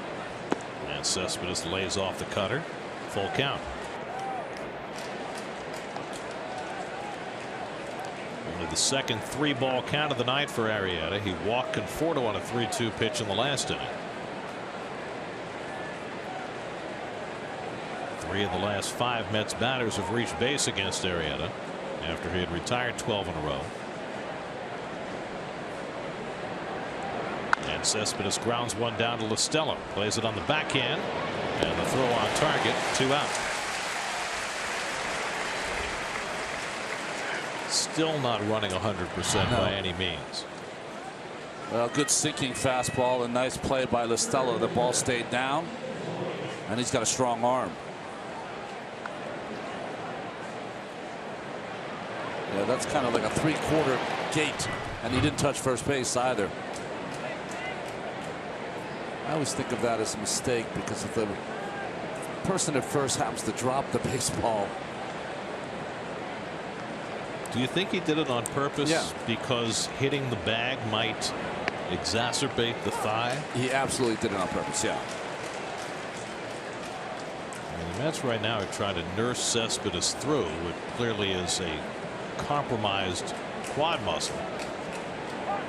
Question is, does it diminish him at the plate in any way? Loney's 0 for 2 tonight. Because, you know, you want his bat in the lineup, but only if it's his bat. Yeah, and your legs are always the most one of the most important parts of your swing. Leg strength.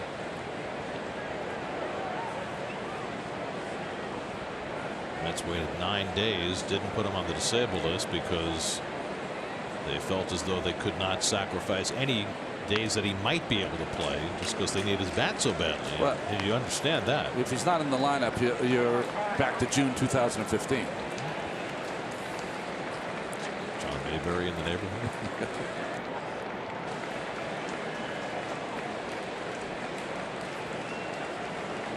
Loney is grounded out and flied out 0 for 2 tonight. 1-2 coming. And he hacks one on the ground down to Rizzo. And that retires the side. Mets get even. Reyes' triple. Granderson's sac fly. It's 1-1 in the 6th.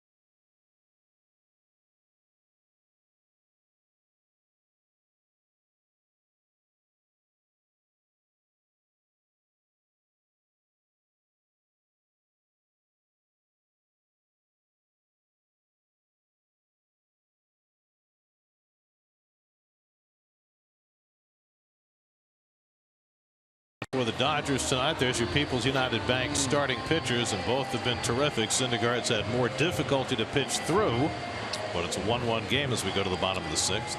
Well, we always talk about shutdown innings, right, Gary? This none more important than this one right here. Mets have come back to tie this ball game. He's going to have to get through the 5th, 6th, and 7th place hitter here for the Cubs. And for Syndergaard, in this instance, not only a shutdown inning, but probably his last inning. Yeah. 91 pitches through 5. Wilson Contreras doubled and scored on a throwing error by Rene Rivera for the only Cubs run tonight, an unearned run against Syndergaard. Contreras 1 for 2. And thinking about a bunt with Reyes playing very far back at third, which Reyes has done fairly routinely in his transition to third base. It's almost like he's trying to replicate the shortstop position by just playing deeper. He's trying to get a little bit lower and wider in his setup than he did when he first started playing third, but it's still not natural for him. It's not natural, and remember, when he played shortstop, there were many pitches he didn't have a setup at all. He kind of just floated out there. Right, he was straight up and down. But Tim Teufel's been working with him because he would keep his feet inside of shoulder width at short, but you got to be a little wider based at third base. You do, because really a lot of the times it's just your quickness to your left or right, and sometimes it takes more diving in that position. 3-0 to Contreras, and he walked him on 4 pitches. And that's not the way Syndergaard wanted to start that inning.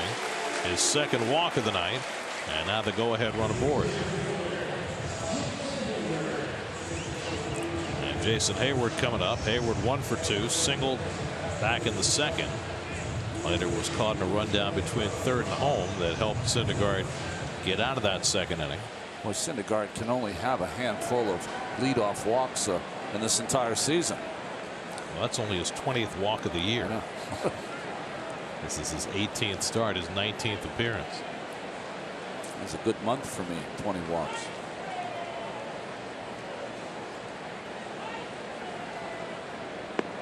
And that's 5 in a row out of the strike zone to start the inning. And Rivera pounds his mid and stares out at Syndergaard and says, let's have some strikes.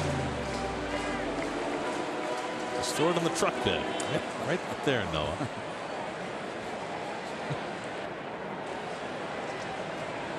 Jerry Blevins to work in the Mets bullpen.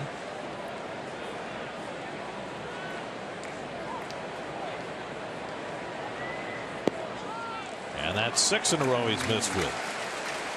By the way, to answer your question, Ronnie, only the 3rd leadoff walk that Syndergaard has issued this season. Ethan Cooperson right on top of it. He's no Dave Freed. He's the best, isn't he? We love you, Dave, but you have competition. I always tell Dave he's the 2nd best stat guy in the history of the game. Who's first? Everyone else, they're tied.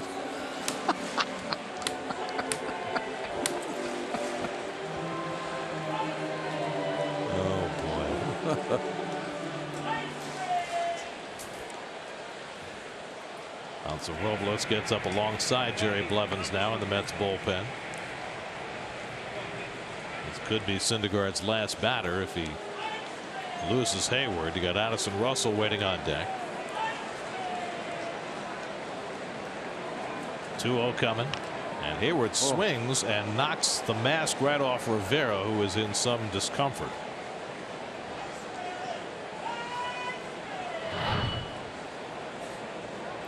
Ball 3. Oh, that one hit him on the back of like his forearm, left forearm. Extremely painful. I mean, the catchers will wear those wrist guards to try to protect against some of that.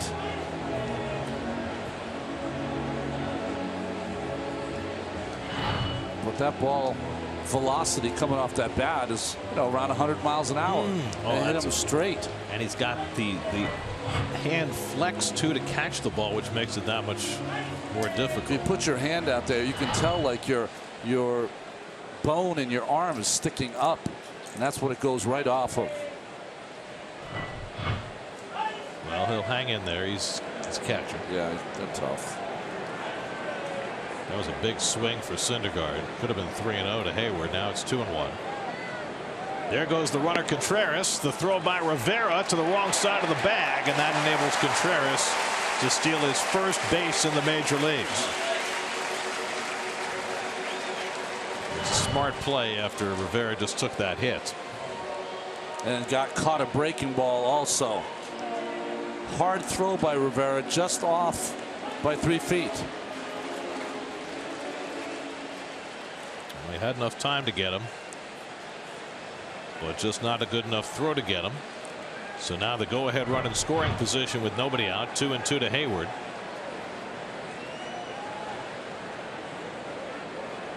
Struck him out.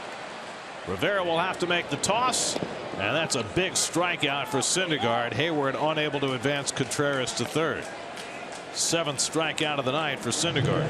Well, the 2-0 pitch that Hayward swung on that at bat, which would have been a ball 3, really set up that entire at bat for Syndergaard to come back on Hayward. So now 1 out. Contreras at second, and here's Addison Russell, who's doubled and grounded out, 1 for 2.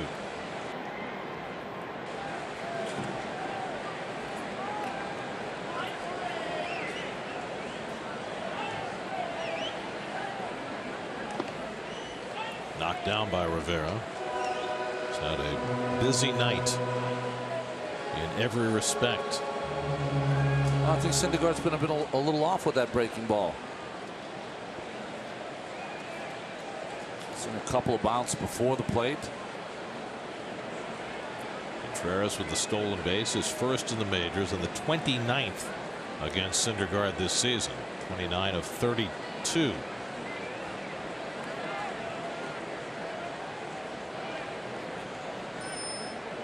And Russell chases one out of the strike zone. Really half-hearted swing, 1-1. See Russell shaking his head. He was undecided whether he wanted to swing or not.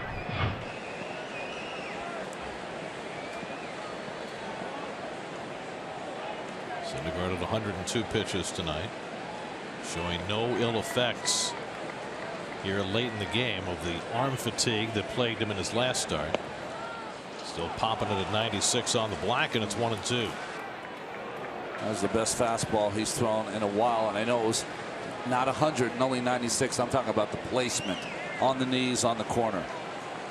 This might be his last batter. You got the left-hand hitter Miguel Montero on deck, and Blevins ready in the bullpen for him.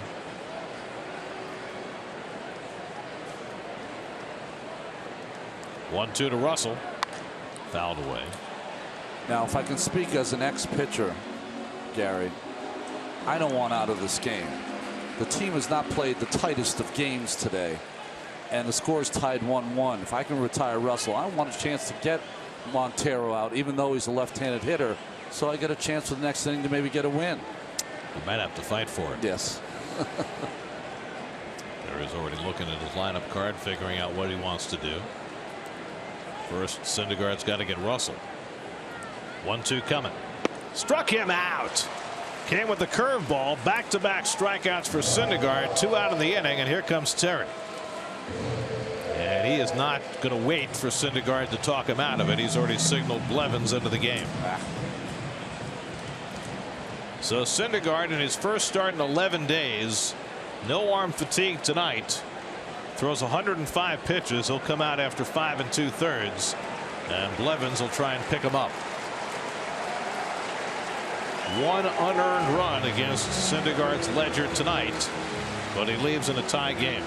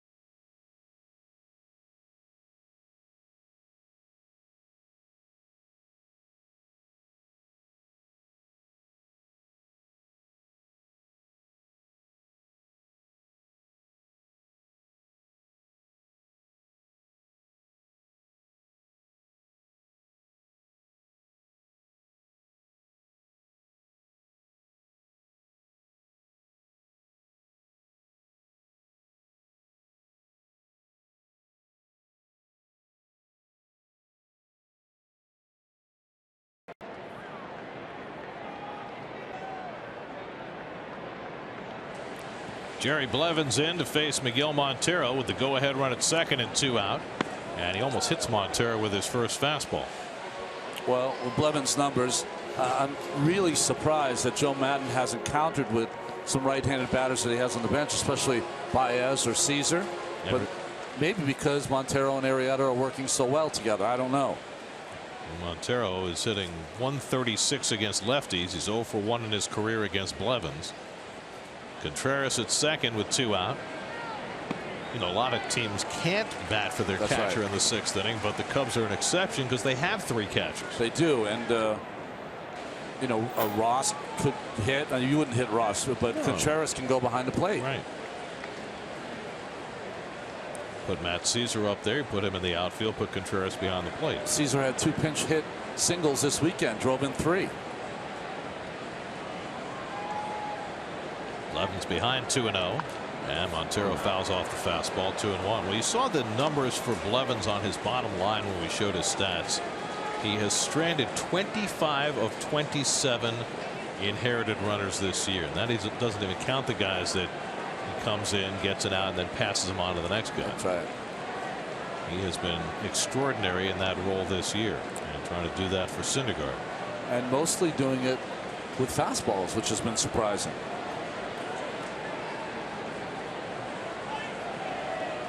Two and 1 to Montero. And he gets in on his hands. A foul ball. Snapped the bat of Montero. 2-2. Syndergaard 105 pitches over 5 2/3, 7 hits, an unearned run, 2 walks, 8 strikeouts, 2 wild pitches. And a job well done by Syndergaard, and certainly allayed any fears that the arm fatigue that plagued him in his last start would carry over to tonight.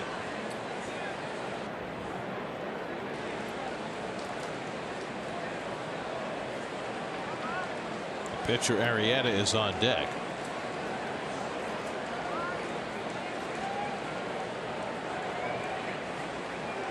Two coming to Montero, and it's up and in, full count. Now, if you're Blevins in this spot, this is the guy you're brought in to get out. But you do have the pitcher standing on deck, and I know he's a good hitting pitcher. Yeah. So how does that affect your pitch selection? It could affect your pitch selection that you might throw a 3-2 breaking ball here and take a chance against Montero, because if you don't retire him, you're out of the game. Robles will come in to face the pitcher, I think. If it wasn't a pitcher who swings the bat like Arrieta, maybe not. 3-2 to Montero. Fastball popped up. Cabrera out, Granderson in, and Curtis puts it away, and Blevins gets the job done. Side retired. After 6, Mets and Cubs tied at 1.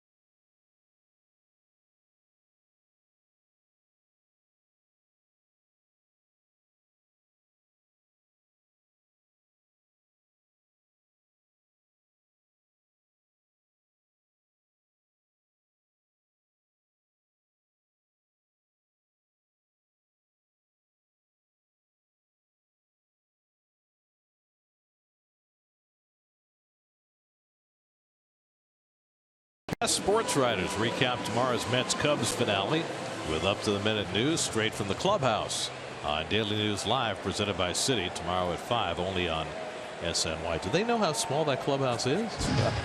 How they get news out of there? Here's your Verizon trivia question. We asked who are the only 2 teams to have their entire infield start the All-Star, with the Cubs this year and the 1963 St. Louis Cardinals. That's right. Okay, so we told you they had a broadcaster in New York. Yeah. It was Bill White. That's right. Played first base. They had a guy whose son played for a New York team. I played against Stan Javier. Julian Javier was the second baseman. Former MVP Dick Groat was the shortstop. Heck of a basketball player. And the future Met Ken Boyer was at third. That's right. So there you go. Neil Walker leading off the 7th against Jake Arrieta. Walker is grounded out and flied out 0 for 2.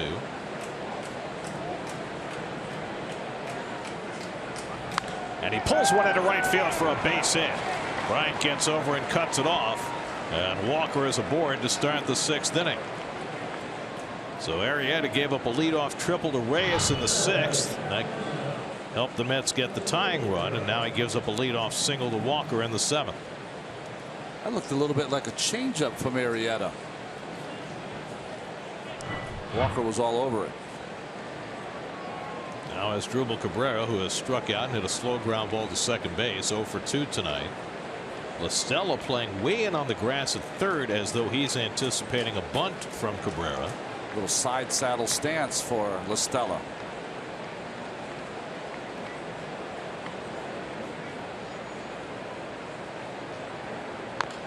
Now, if you're faced toward the line like La Stella, what happens if a ball's hit back to your left? Yeah, he's in bad position. That was an interesting exchange there. The ball on the foul tip popped up. Cabrera tried to hit it with his bat, and I think he hit Montero on the fingers. Watch, he fouls it, and he just comes off his body, tries to hit it with the bat, and hits Montero's fingers. Not so nice.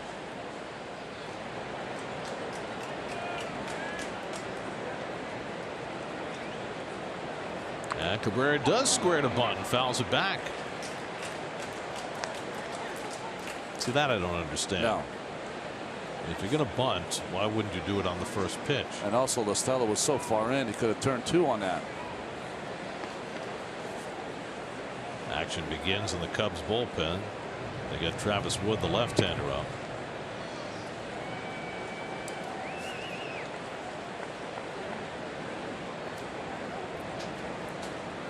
So now it's 0-2 to Asdrubal.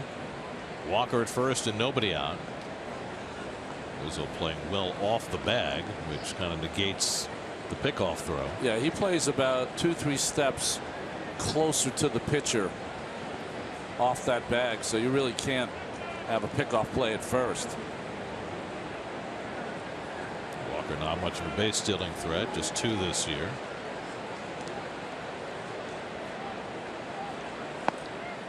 Arrieta's got that big leg kick coming home, so you can steal bases on him. He's given up 15 this year. Yeah, you talked about the stolen bases against pitchers the last couple of years.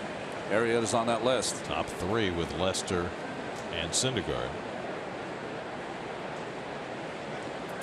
Mets just don't have any speed. Walker's base hit was the Mets' 4th of the game against Arrieta. 1-2 now to Cabrera, and he strikes him out. Second time Cabrera has been struck out tonight.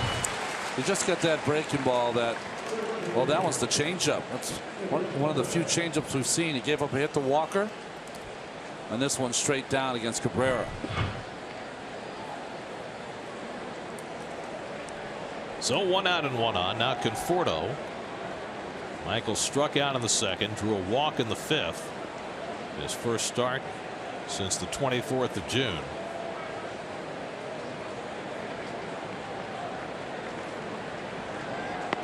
And takes the curveball up and away for ball 1. Conforto's already contributed an outfield assist throughout a runner at the plate from right field in his first ever major league game in right field. Yeah, he's had a big play defensively. Let's see if he can have a big play offensively.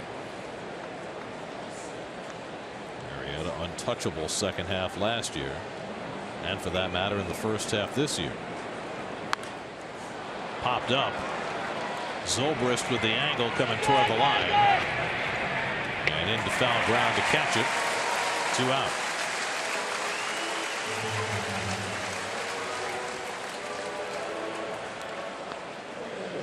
So Conforto retired. Walker remains at first with 2 out, and now Rene Rivera, who has one of the Mets' 4 hits, single to left his last time up in the 5th.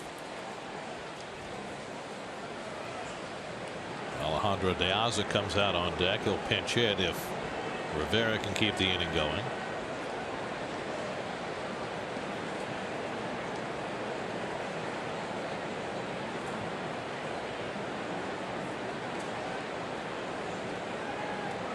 And Rene takes a big cut at a slider, 0-1. He is always up there looking to hit the ball out of the ballpark. He's very Barajas-like. Yes. Yeah, that's very. Is it Barajas-like or Barajasian? Yeah, there you go. That's probably a better word. And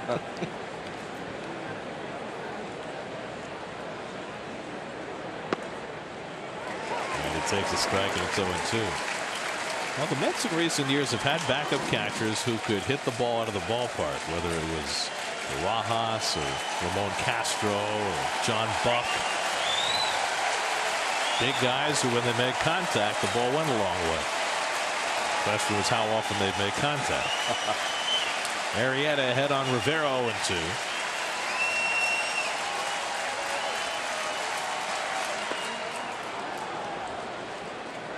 Ball and 2 strikes.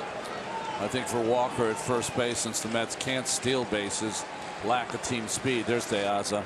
He's got to anticipate a ball in the dirt. That breaking ball. If it gets past Montero at all, maybe he can advance to second.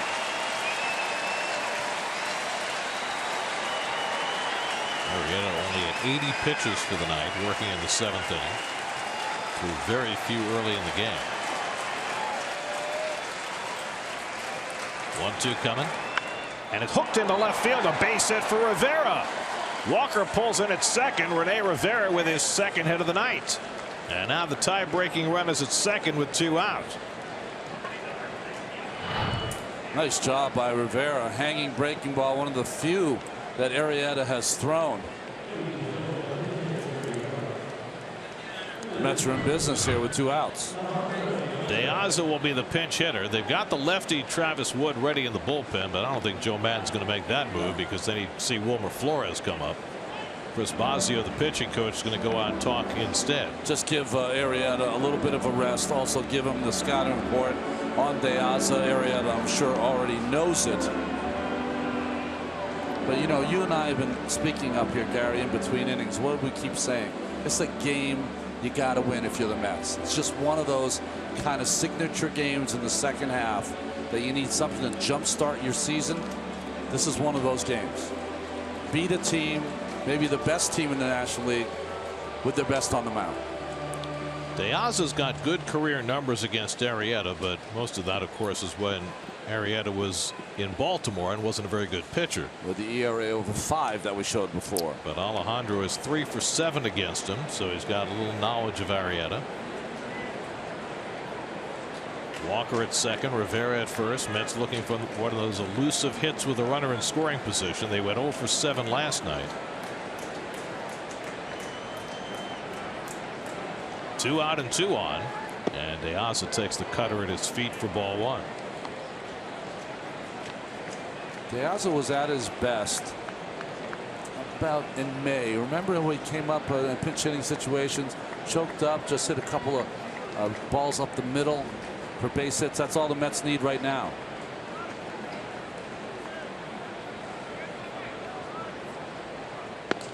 And De Aza takes a strike.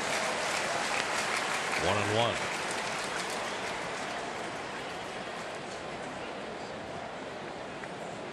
Mets is a team with runners in scoring position hitting .207. No teams had a number that low since the '69 San Diego Padres. That was their expansion season.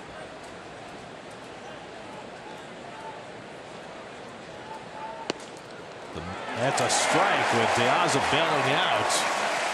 Arrieta gets a helpful call, and it's 1-2. Does that ball come back over the plate? Didn't have to call it a strike. There's a Cologne-style two-seamer from Arrieta. That gets 41,000 plus to their feet at Wrigley. Arrieta with a chance to get out of trouble.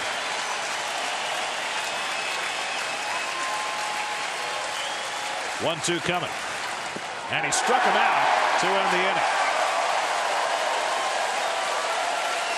8 strikeouts for Jake Arrieta, and the Mets strand 2. The nastiest of cutters from Jake Arrieta. Stretch time in Chicago. Mets and Cubs tied at 1.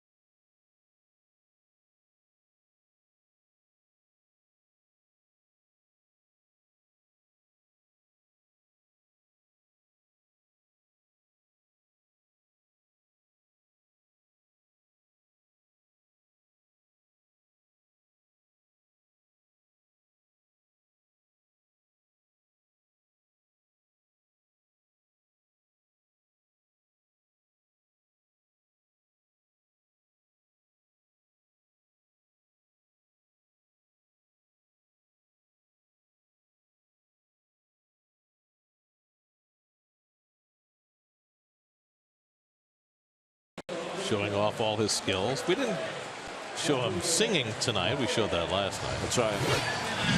Hansel Robles on to pitch the bottom of the 7th for New York. Well, it's become a bullpen game now for both ball clubs as Robles is in for the Mets and Javi Baez is hitting for Jake Arrieta. A little surprised Arrieta's coming out here. Yeah, me too. But you know what? We've seen a lot of managers now. They're really trying to treat their elite pitchers with kids' gloves at this time of year. 85 pitches for Arrieta tonight. He gave up just the 1 run and 5 hits. Baez started last night at second base, and he takes up an in from Robles, 1-0. Baez 2 hits last night. He also stole a base. Hitting .281 for the year.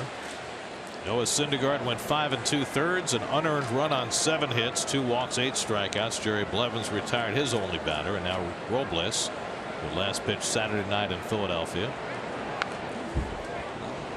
That's why the Cubs have come out of the gate so fast in the second half. As Pedro Strop gets up, he'll be in the ball game for the Cubbies, is because Lester goes 7 2/3 tonight. Arrieta 7 innings tonight.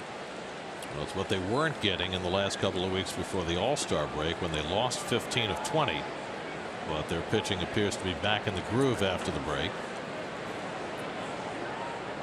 And Baez takes a big rip at a fastball, 1-2. Tommy La Stella on deck, then Chris Bryant for the Cubs in the 7th.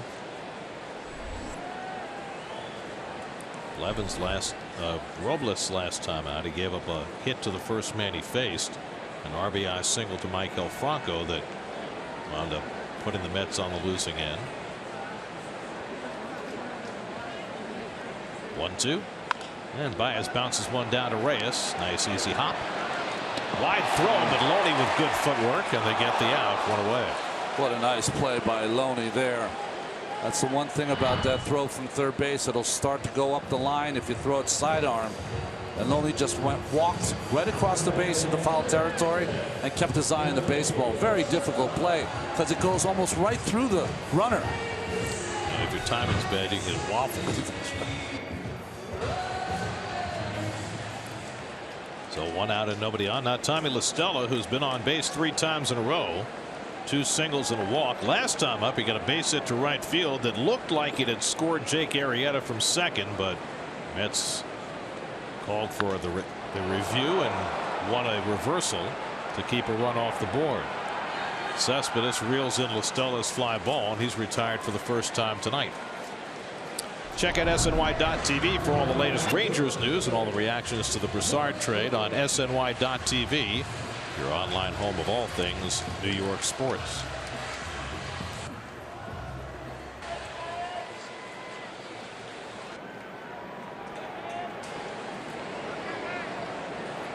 So Robles has quickly retired the first 2. Now he's got Chris Bryant to face. Bryant 1 for 3 tonight, an infield hit back in the first. Which, by the way, is the only time he didn't hit the ball in the air. Well, these next 2 guys are the guys you fear in this lineup. At any time they can go deep.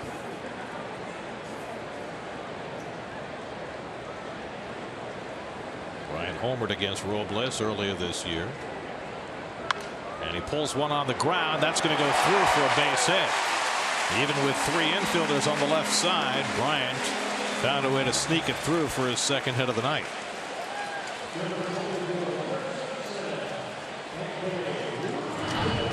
I mean, you're trying to get the shift. The only problem is, see Cabrera, he's really playing to the pull side. So that opens that normal shortstop position for the base hit. You know, Walker and Cabrera have both done a terrific job defensively for the Mets, but every once in a while you see the fact that they're both limited in terms of their range. Yeah. And that's a case there where, you know, middle infielder who has a little more range to their left or right might be able to stop that ball. Here's Rizzo, who's been up 3 times and struck out all 3 against Syndergaard. Yeah, you got to pay attention to Bryant. He's got a little bit of speed. Scored 75 runs so far this year.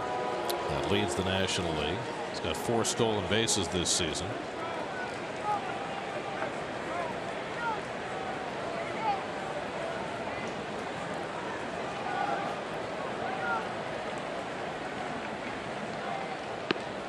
Rizzo takes a fastball strike. Now the defensive positioning for the Mets. Walker's out in the outfield. Cabrera's shaded up the middle. Reyes deep at third base.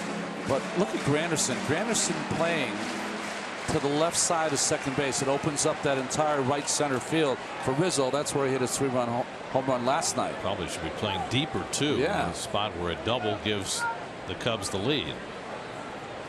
And Rizzo fouls it back, and Robles ahead 0-2.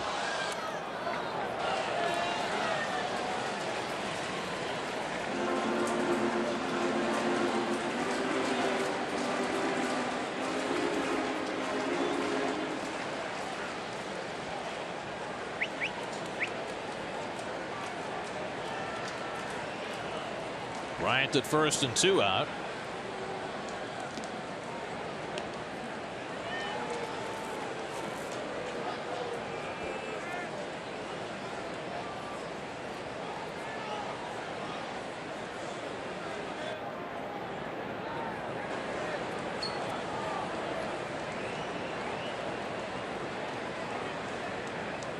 Struck him out. Robles threw it by Rizzo. The golden sombrero for Rizzo, and a very impressive inning for Hansel Robles. Rivera wanted it up. He threw it high.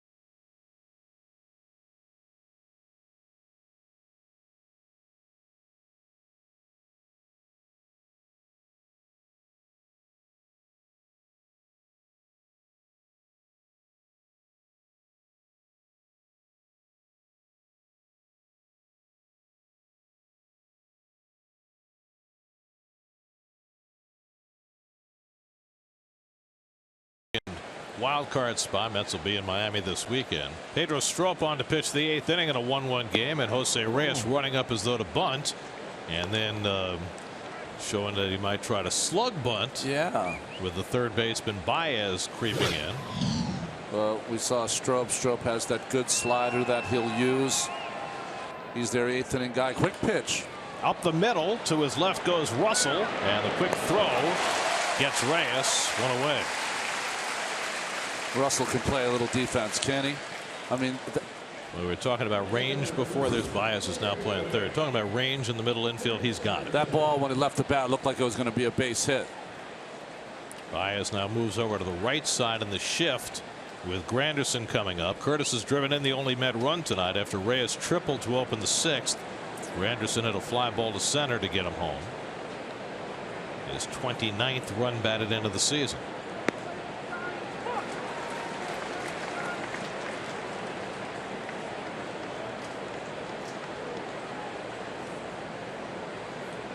Yoenis Cespedes waiting on deck. Arrieta done after 7. A lot of run on 5 hits. 1 walk, 8 strikeouts.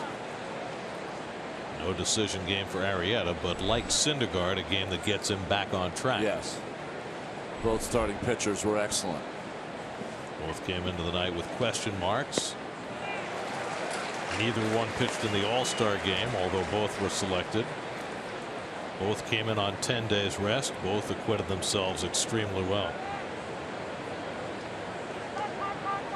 And time was called before that pitch.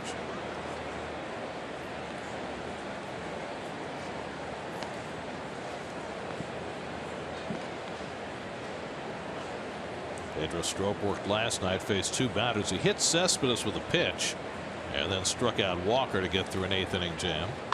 And Granderson tops one. Montero pounces on it. And quickly there are 2 out.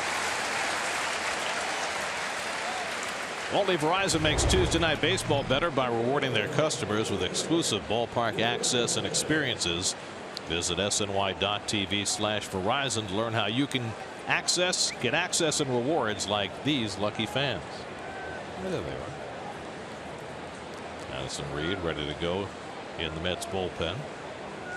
Travis Wood still throwing in the Cubs bullpen. Yoenis Cespedes 1 for 3 on the night. Singled back in the 1st. Addison Russell was hurt in the postseason last year. He wasn't able to play, right?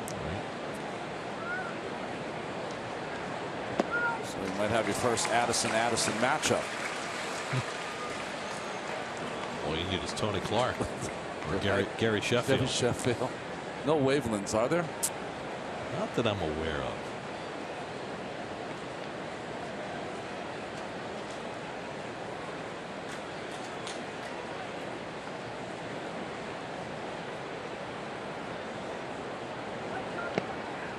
Slider for a strike. And Strop with a couple of breaking balls gets ahead 0-2.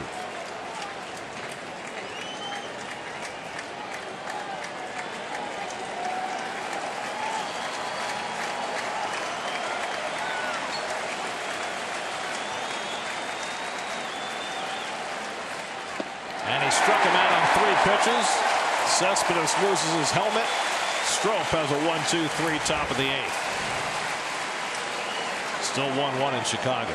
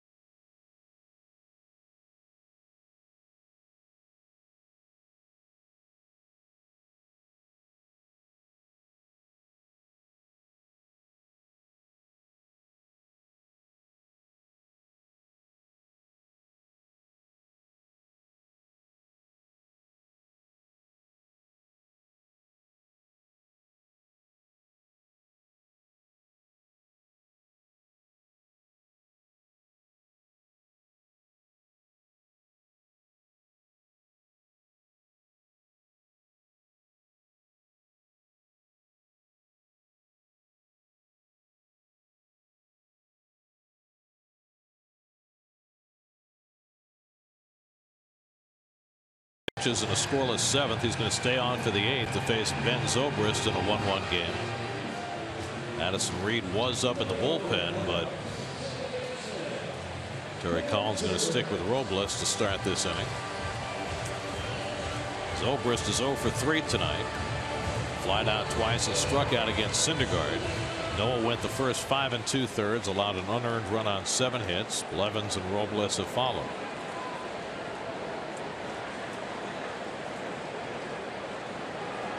And Zobrist lines one right back to Robles. And that is the first out. Robles self-protective. Well, he's turned sideways, ball's right at him, kind of throws his glove to protect him, and once he protected himself, the ball went in the glove. Well, it hit him right in the hip. Turned his head. Look what I found. Found that little pearl. One very hard out and nobody on. Here's Wilson Contreras, who's doubled and walked tonight.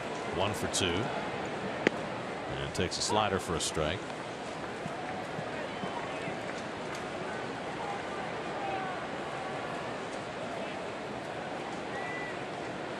Hector Rondon is up in the Cubs bullpen. He'll be in the 9th inning come what may. Day game tomorrow to close out the series. Bartolo Colon goes for the Mets against Kyle Hendricks. Coverage begins at 1:30 tomorrow right here on SNY. There's Rondon, who picked up his 16th save last night. 2 balls and a strike to Contreras. So 1:20 game here for us local time, right? 1:20 local, 2:20 New York. Okay. So means we have a little time to fill. We'll think of something. It'd be easier if the Mets win this ball game.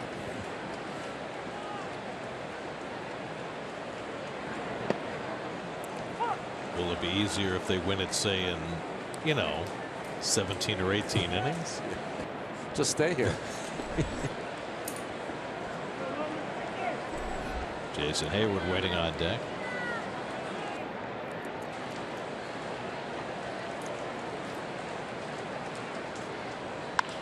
Pulled on the ground. Reyes sliding to his left. Throws out Contreras, 2 out.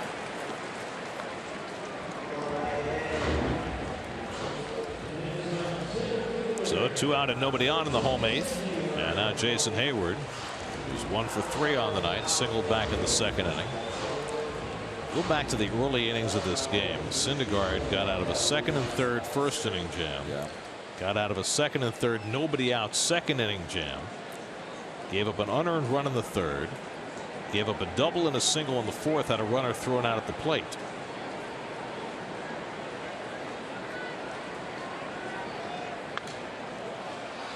So Syndergaard had a lot of heavy lifting to do early in this game and was able to survive with just the 1 unearned run. Yeah, base running miscue by the Cubs helped him in that 2nd inning. Hayward breaking on contact and a ball hit back to the mound, and Russell failing to advance while Hayward was in the rundown. Both those things cost the Cubs on that one play. Hayward has been looking for his signature game as a Chicago Cub after signing that big contract.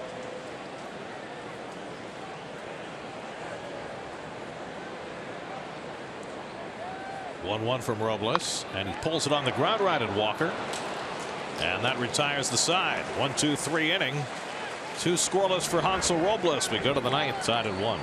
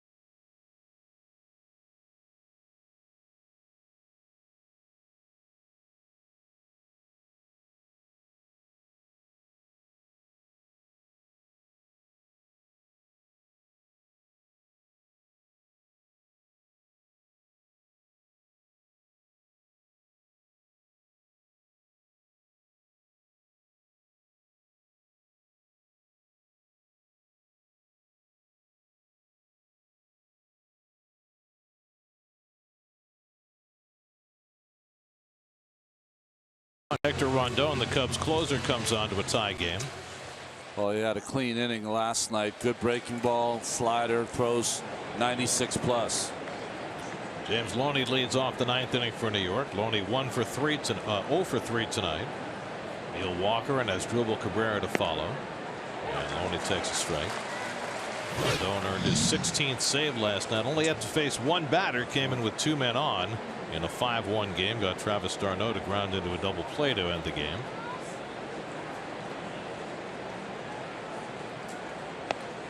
And Loney takes a knee-high strike. Jeurys Familia if the Mets get a lead. Addison Reed if they don't. You know, you and I were talking in between innings. It's almost like the Mets don't get any hits with runners in scoring position, so you're hoping someone flips one out of here. Well, that's what their game is, right? I mean, you hope that if Rondon hangs a slider, that somebody can get a hold of one. It's the way this team operates. Loney really the only guy who doesn't fit in that equation. He's more of a line drive hitter, but he finds himself down in the count 1-2. And he lines one the other way for a base hit. So Loney gets the Mets started in the 9th inning with an opposite field single. And the Mets have the go-ahead run aboard with nobody out. Kind of jams himself a little bit, but flares it out to left field.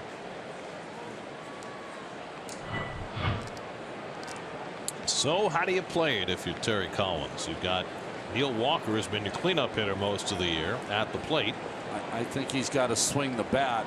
What I would think about is running Filoni maybe in this situation. Get a little more speed on first base. Put Lagares in there. Yeah. Really the only guy you've got who can run.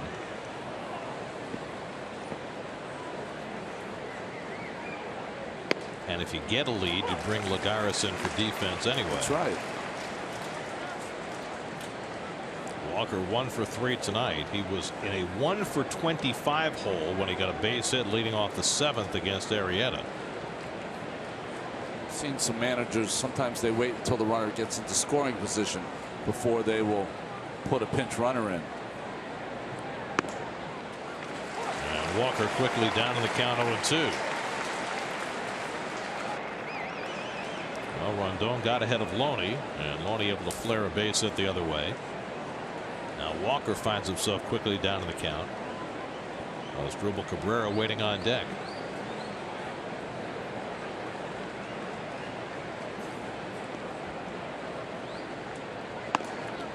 Throw down to first, and just back in time is Loney.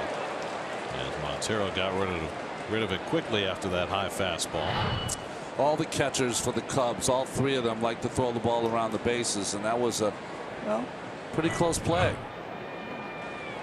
He doesn't usually draw that much attention on the bases. Right.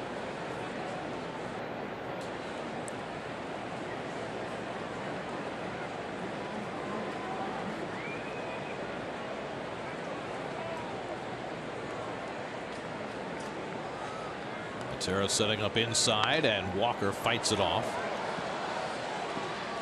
Still a ball on 2 strikes.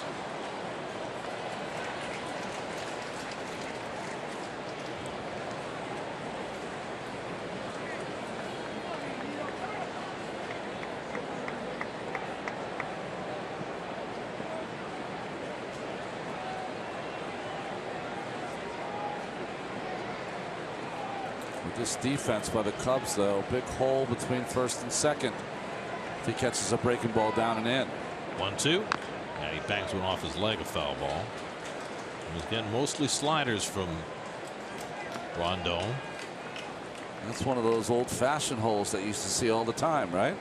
It's also a big hole between Baez and the third base line if he gets an outside fastball and is late on it. They're really closing down the hole on the left side of the infield.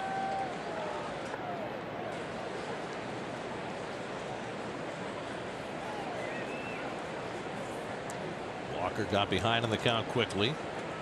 Hanging in there against Rondon. Loney at first, nobody out. And he takes it high. 2 balls, 2 strikes.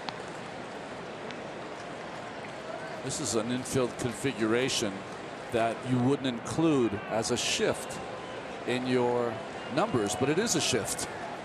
with your third baseman so far off the line. Normally, if he's that far off, the shortstop is further toward the middle, but the middle of the diamond is open. Seventh pitch of the at bat coming to Walker, and he fouls it off.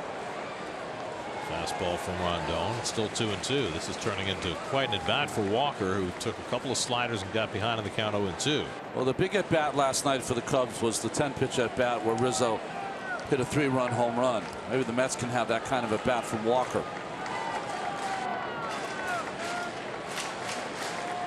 Gil has hit 16 home runs this year, matching his total from a year ago. Again, the 2-2. And he taps one down to first. Rizzo will go for the lead man. Gets the out there. Russell the return. In time for the double play. Now we'll see if the Mets challenge this. The Mets have already won a challenge tonight. Very close play at first base. And Walker appeared to beat it by a significant margin. What is going on with the calls at first base? That play, not even close. I mean, Jim Wolf is a very good umpire. He's the first base umpire, and he just completely blew that call. And you're right. I mean, that in Chelsea, they should already be overturning it because they must have known that the challenge would come. Yeah. I mean, not even close. And the Mets will have their second overturned call of the night. I wonder if Wolf was confused whether Rondon or Rizzo was going to cover the bag. Maybe that's where the confusion came, because Jim Wolf's a good umpire, but not a good call. I mean, this is cut and dried.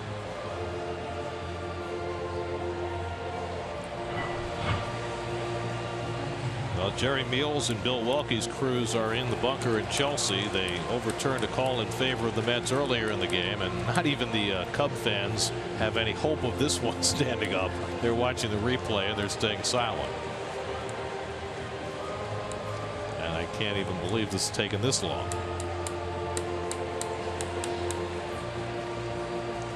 And the call is overturned. So the Mets have a runner at first and one out, and Asdrubal Cabrera coming up.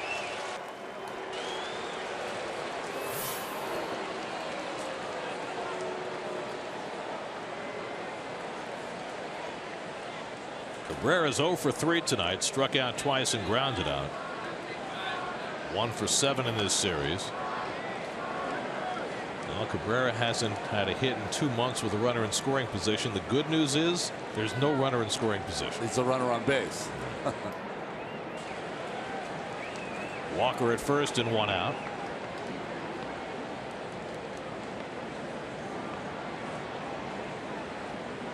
What Cabrera has done is hit 13 home runs this year. And 17 doubles. That might be enough. Split the gap. Goes after the first pitch slider, 0-1.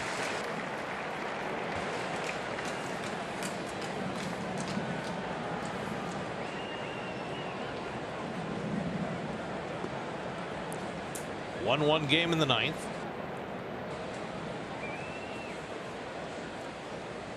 Familia has sat down. He's not going to throw unless the Mets get a lead.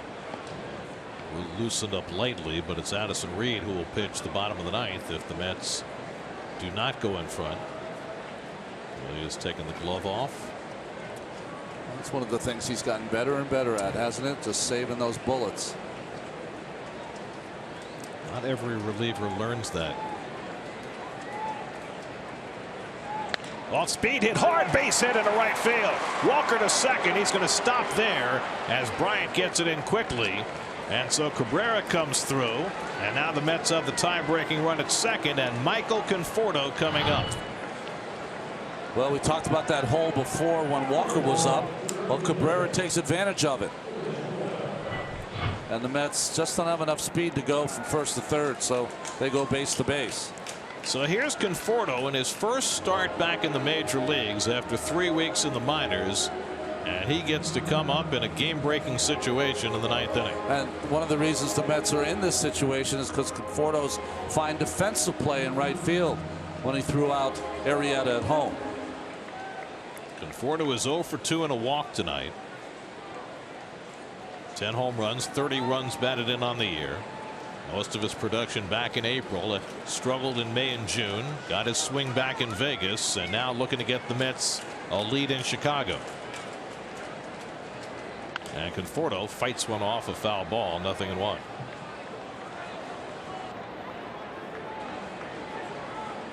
Michael had a base hit last night in a pinch hitting appearance. A little single through the left side of the infield. Baez playing him off the line at third now. Hitting's all about confidence. This will go a long way for this young left-handed hitter to get a hit here. And he bangs one off his leg, a foul ball. A couple of fastballs from Rondon, and he's quickly down 0-2. Rivera on deck. Conforto might have been down in Vegas, but they're pitching him the same as they did when he was here before. Hard stuff in, slow stuff away.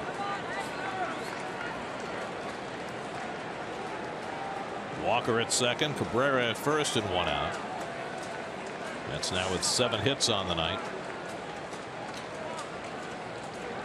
And Conforto goes down to the high fastball for the second out. Well, we were hoping to set this up for Conforto to be a hero, but he wasn't, as Rondon just blows him away. So 2 out and 2 on, and now Rene Rivera, who's had a good night at the plate. He's had a very involved night all the way around. His throwing error brought in the only Cubs run. Made a great tag when Arrieta was out at the plate on Conforto's throw. He's been nicked, and he's also got a couple of hits, a couple of singles to left field. Mets would love to have another one of those. 2 out and 2 on. And Rivera takes one the other way toward the right field line. Bryant won't get there. Base hit. And the Mets take the lead. Walker's in to score. Cabrera to third. Rene Rivera puts the Mets in front with his 3rd hit of the night, and it's 2-1 New York.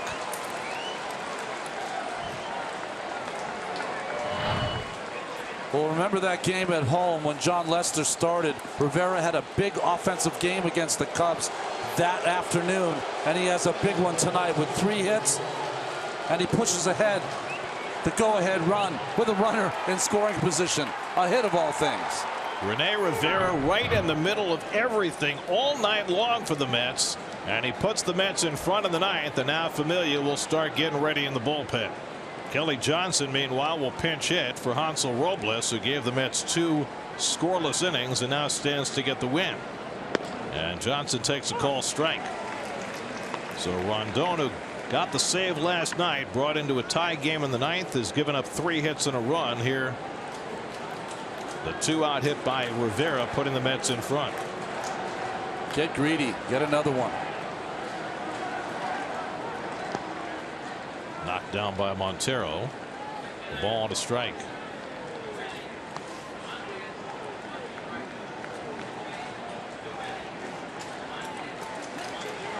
Neil Walker initially called out at first base on a phantom double play. Mets got the benefit of the replay, and he scores the go-ahead run.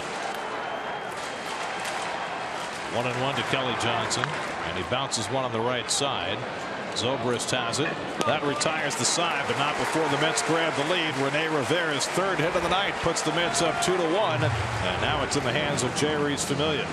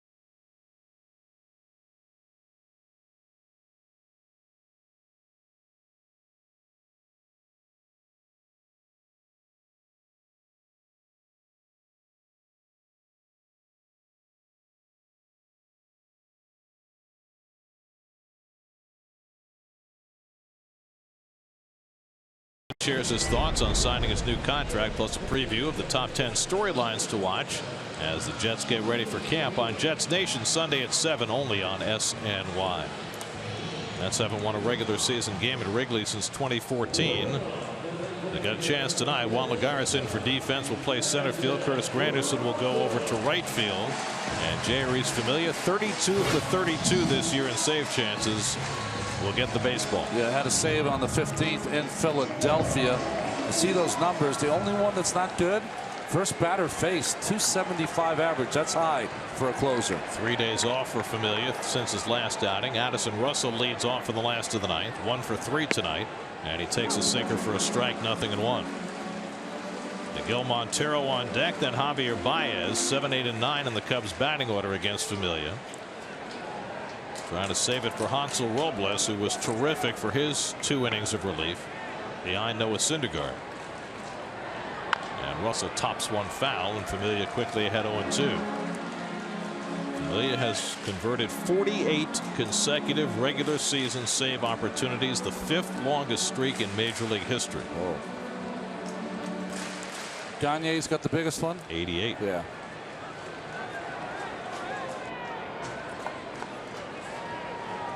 Oh, 0-2 to Russell. Quick pitch off the corner.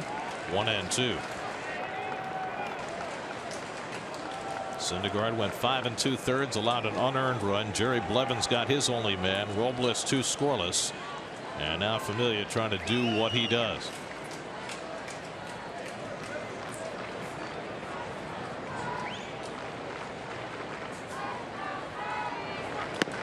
Slider off the plate, 2-2. Last time Familia was on the Wrigley Field mound, he was celebrating. That's right. Closing out game 4 in the Mets sweep of the Cubs in the League Championship Series last October.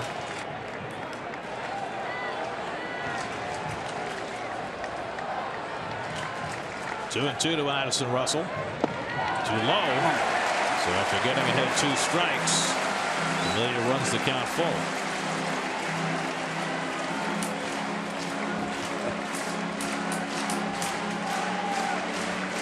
Drive pitching coaches to the tunnels, right? Sometimes you can barely watch.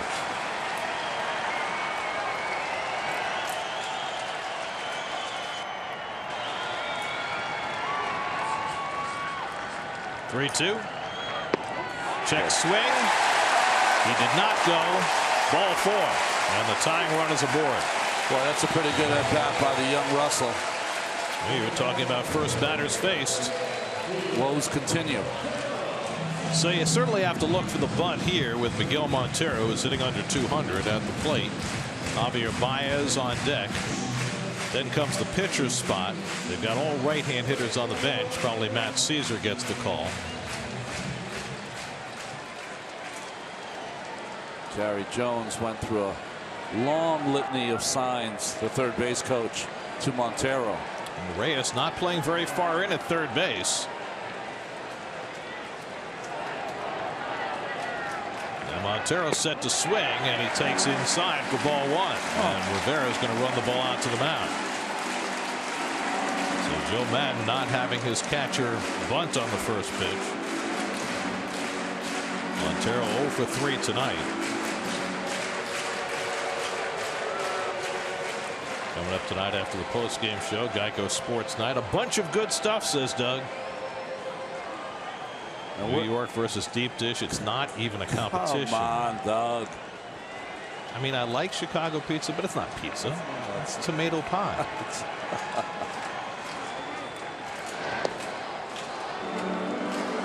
Russell with 2 stolen bases on the year. I couldn't even go back to my own pizzeria in New York if I answered that incorrectly. Montero was not bunting on the first pitch. Mets are not looking for the bunt. Montero takes inside. 2-0. Familia got ahead 0-2 on Addison Russell. He's missed with 6 pitches in a row.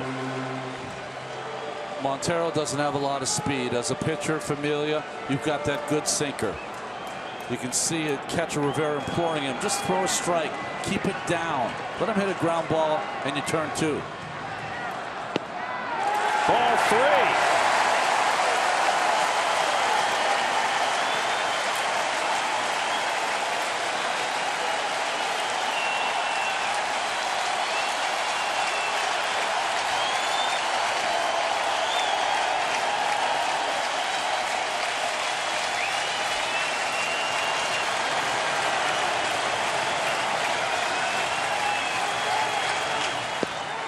And he walked it.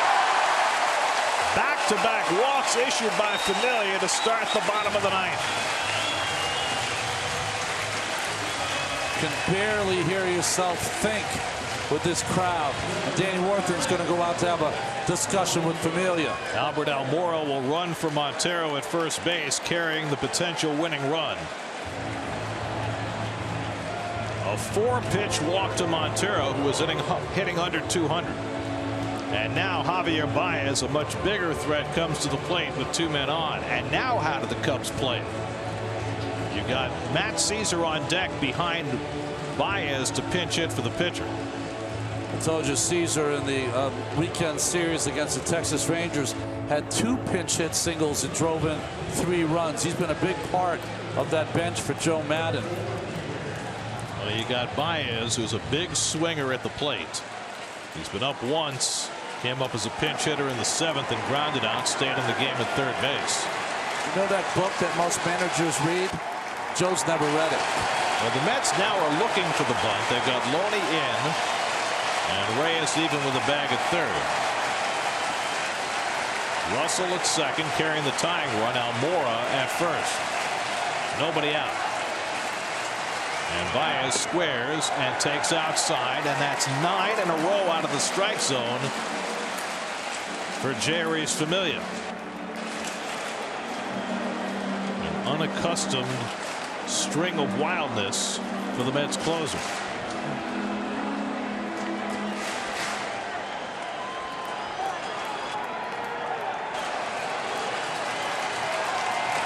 Baez has never had a major league sacrifice bunt. But he squares and gives himself up. And finally a strike after 9 straight out of the strike zone.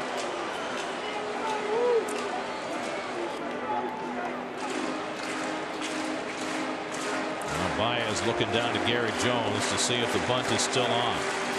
Nets are looking for it. Loney about 60 feet away at first base. Baez has got to bunt it to Reyes. Make Reyes field the ball.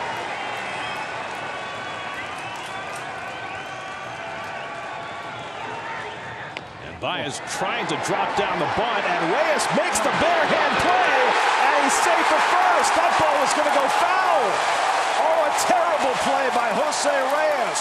And now the bases are loaded with nobody out.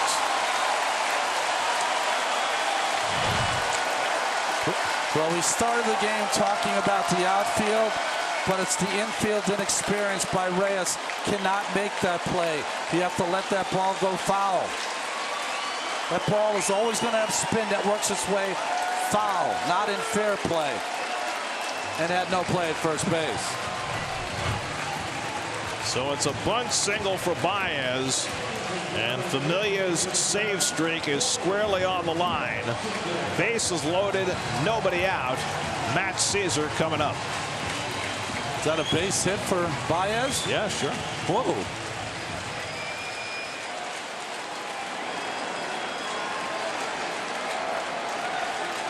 Russell the tying run at third. Almora the potential winning run at second. Baez at first. Nobody out. Mets are in at the corners. Double play depth at second and short. Caesar the pinch hitter.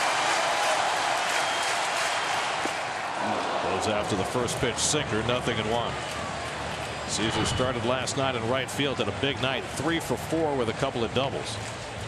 Boy, he was a little too aggressive there. Well, you're sitting on that bench. You're watching the control issues that Familia has, but Caesar swings at the first pitch. That was a ball.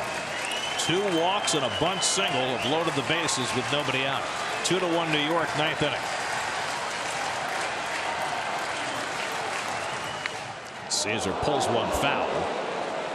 And now Familia, who could dearly use a strikeout, up in the count 0-2. You've got Chris Bryant standing on deck.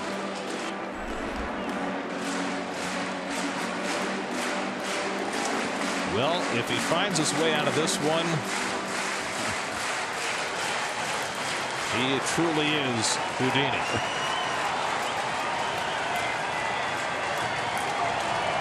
Now the infield comes in.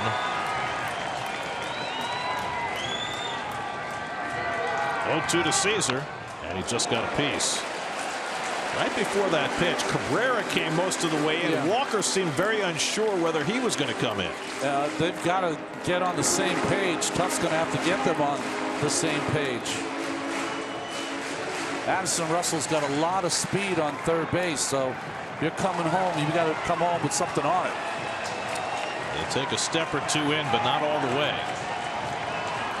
0-2 to Caesar. Too high.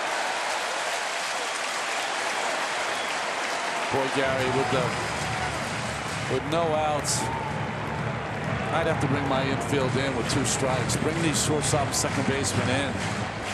Because then you risk the ball hit by him that ends the game. That's right, but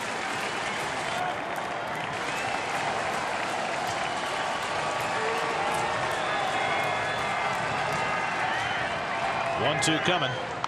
Foul it back. Good battle here.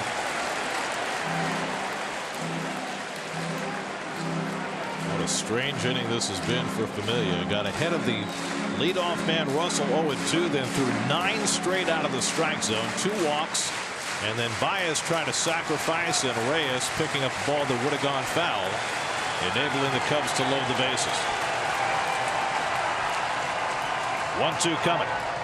And he nubs one down to first. Loney coming home with it, gets the out there, and that's all.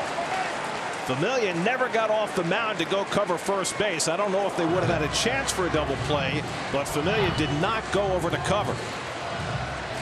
Well, not an easy play in one sense. A lot of spin on that ball to Loney, but we've already seen in his short time here just an outstanding arm. Made that play look easier than it was. So Russell is out on the 3-2 force play. Bases loaded and 1 out, and Chris Bryant coming up. Bryant is 2 for 4 tonight. Almora now the tying run at third. Baez the potential winning run at second. And Caesar now on first. 2-1 New York, last of the ninth. And Bryant takes below the knees, ball 1. The single that Bryant had against the Shift in his last at bat would be a 6-4-3 double play if he hit it again here. Anthony Rizzo on deck.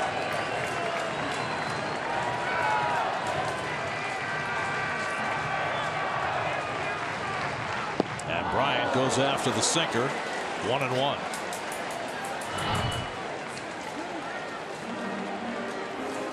Well, they were so patient early in this inning, getting runners on with the walks against Familia, but both Caesar and Bryant have been very aggressive on balls outside of the strike zone. Just as Familia got into trouble, he's got the means to get out of it. 1-1 to Bryant. And he grounds one down to third. Reyes goes to second. Walker on to first. In the dirt. Scooped up by Loney. And the ball game is over. What an escape by Jeurys Familia. And the Mets win the game 2-1. Unbelievable ninth inning. Rene Rivera puts the Mets in front with a 2-out hit on the top, and Familia gets out of the bases loaded, nobody out, jam in the bottom. And Reyes, who could have been the GOAT with the play made earlier, with a fine throw to Walker, and Walker stood in there and made a perfect throw to get the double play and the 33rd save for Jeurys Familia. What an extraordinary ball game tonight. It started out with Syndergaard and Arrieta, the 2 all-stars with question marks next to their names, both pitching brilliantly, and it ends with Familia finding his way out of the toughest of jams, getting the double play ball from Chris Bryant to give the Mets a 2-1 win. I mean, it's almost impossible to believe that this just happened when you had the bases loaded and nobody out, but Familia's blessed right now. Everything's going right. You know, Reyes could have come home with that ball, chose to go to second base, turned out to be the right play. You know, the inexperience in the play earlier, not letting the ball go foul, led to good experience with it going to his left. You do go for the double play in that instance. Beautiful play.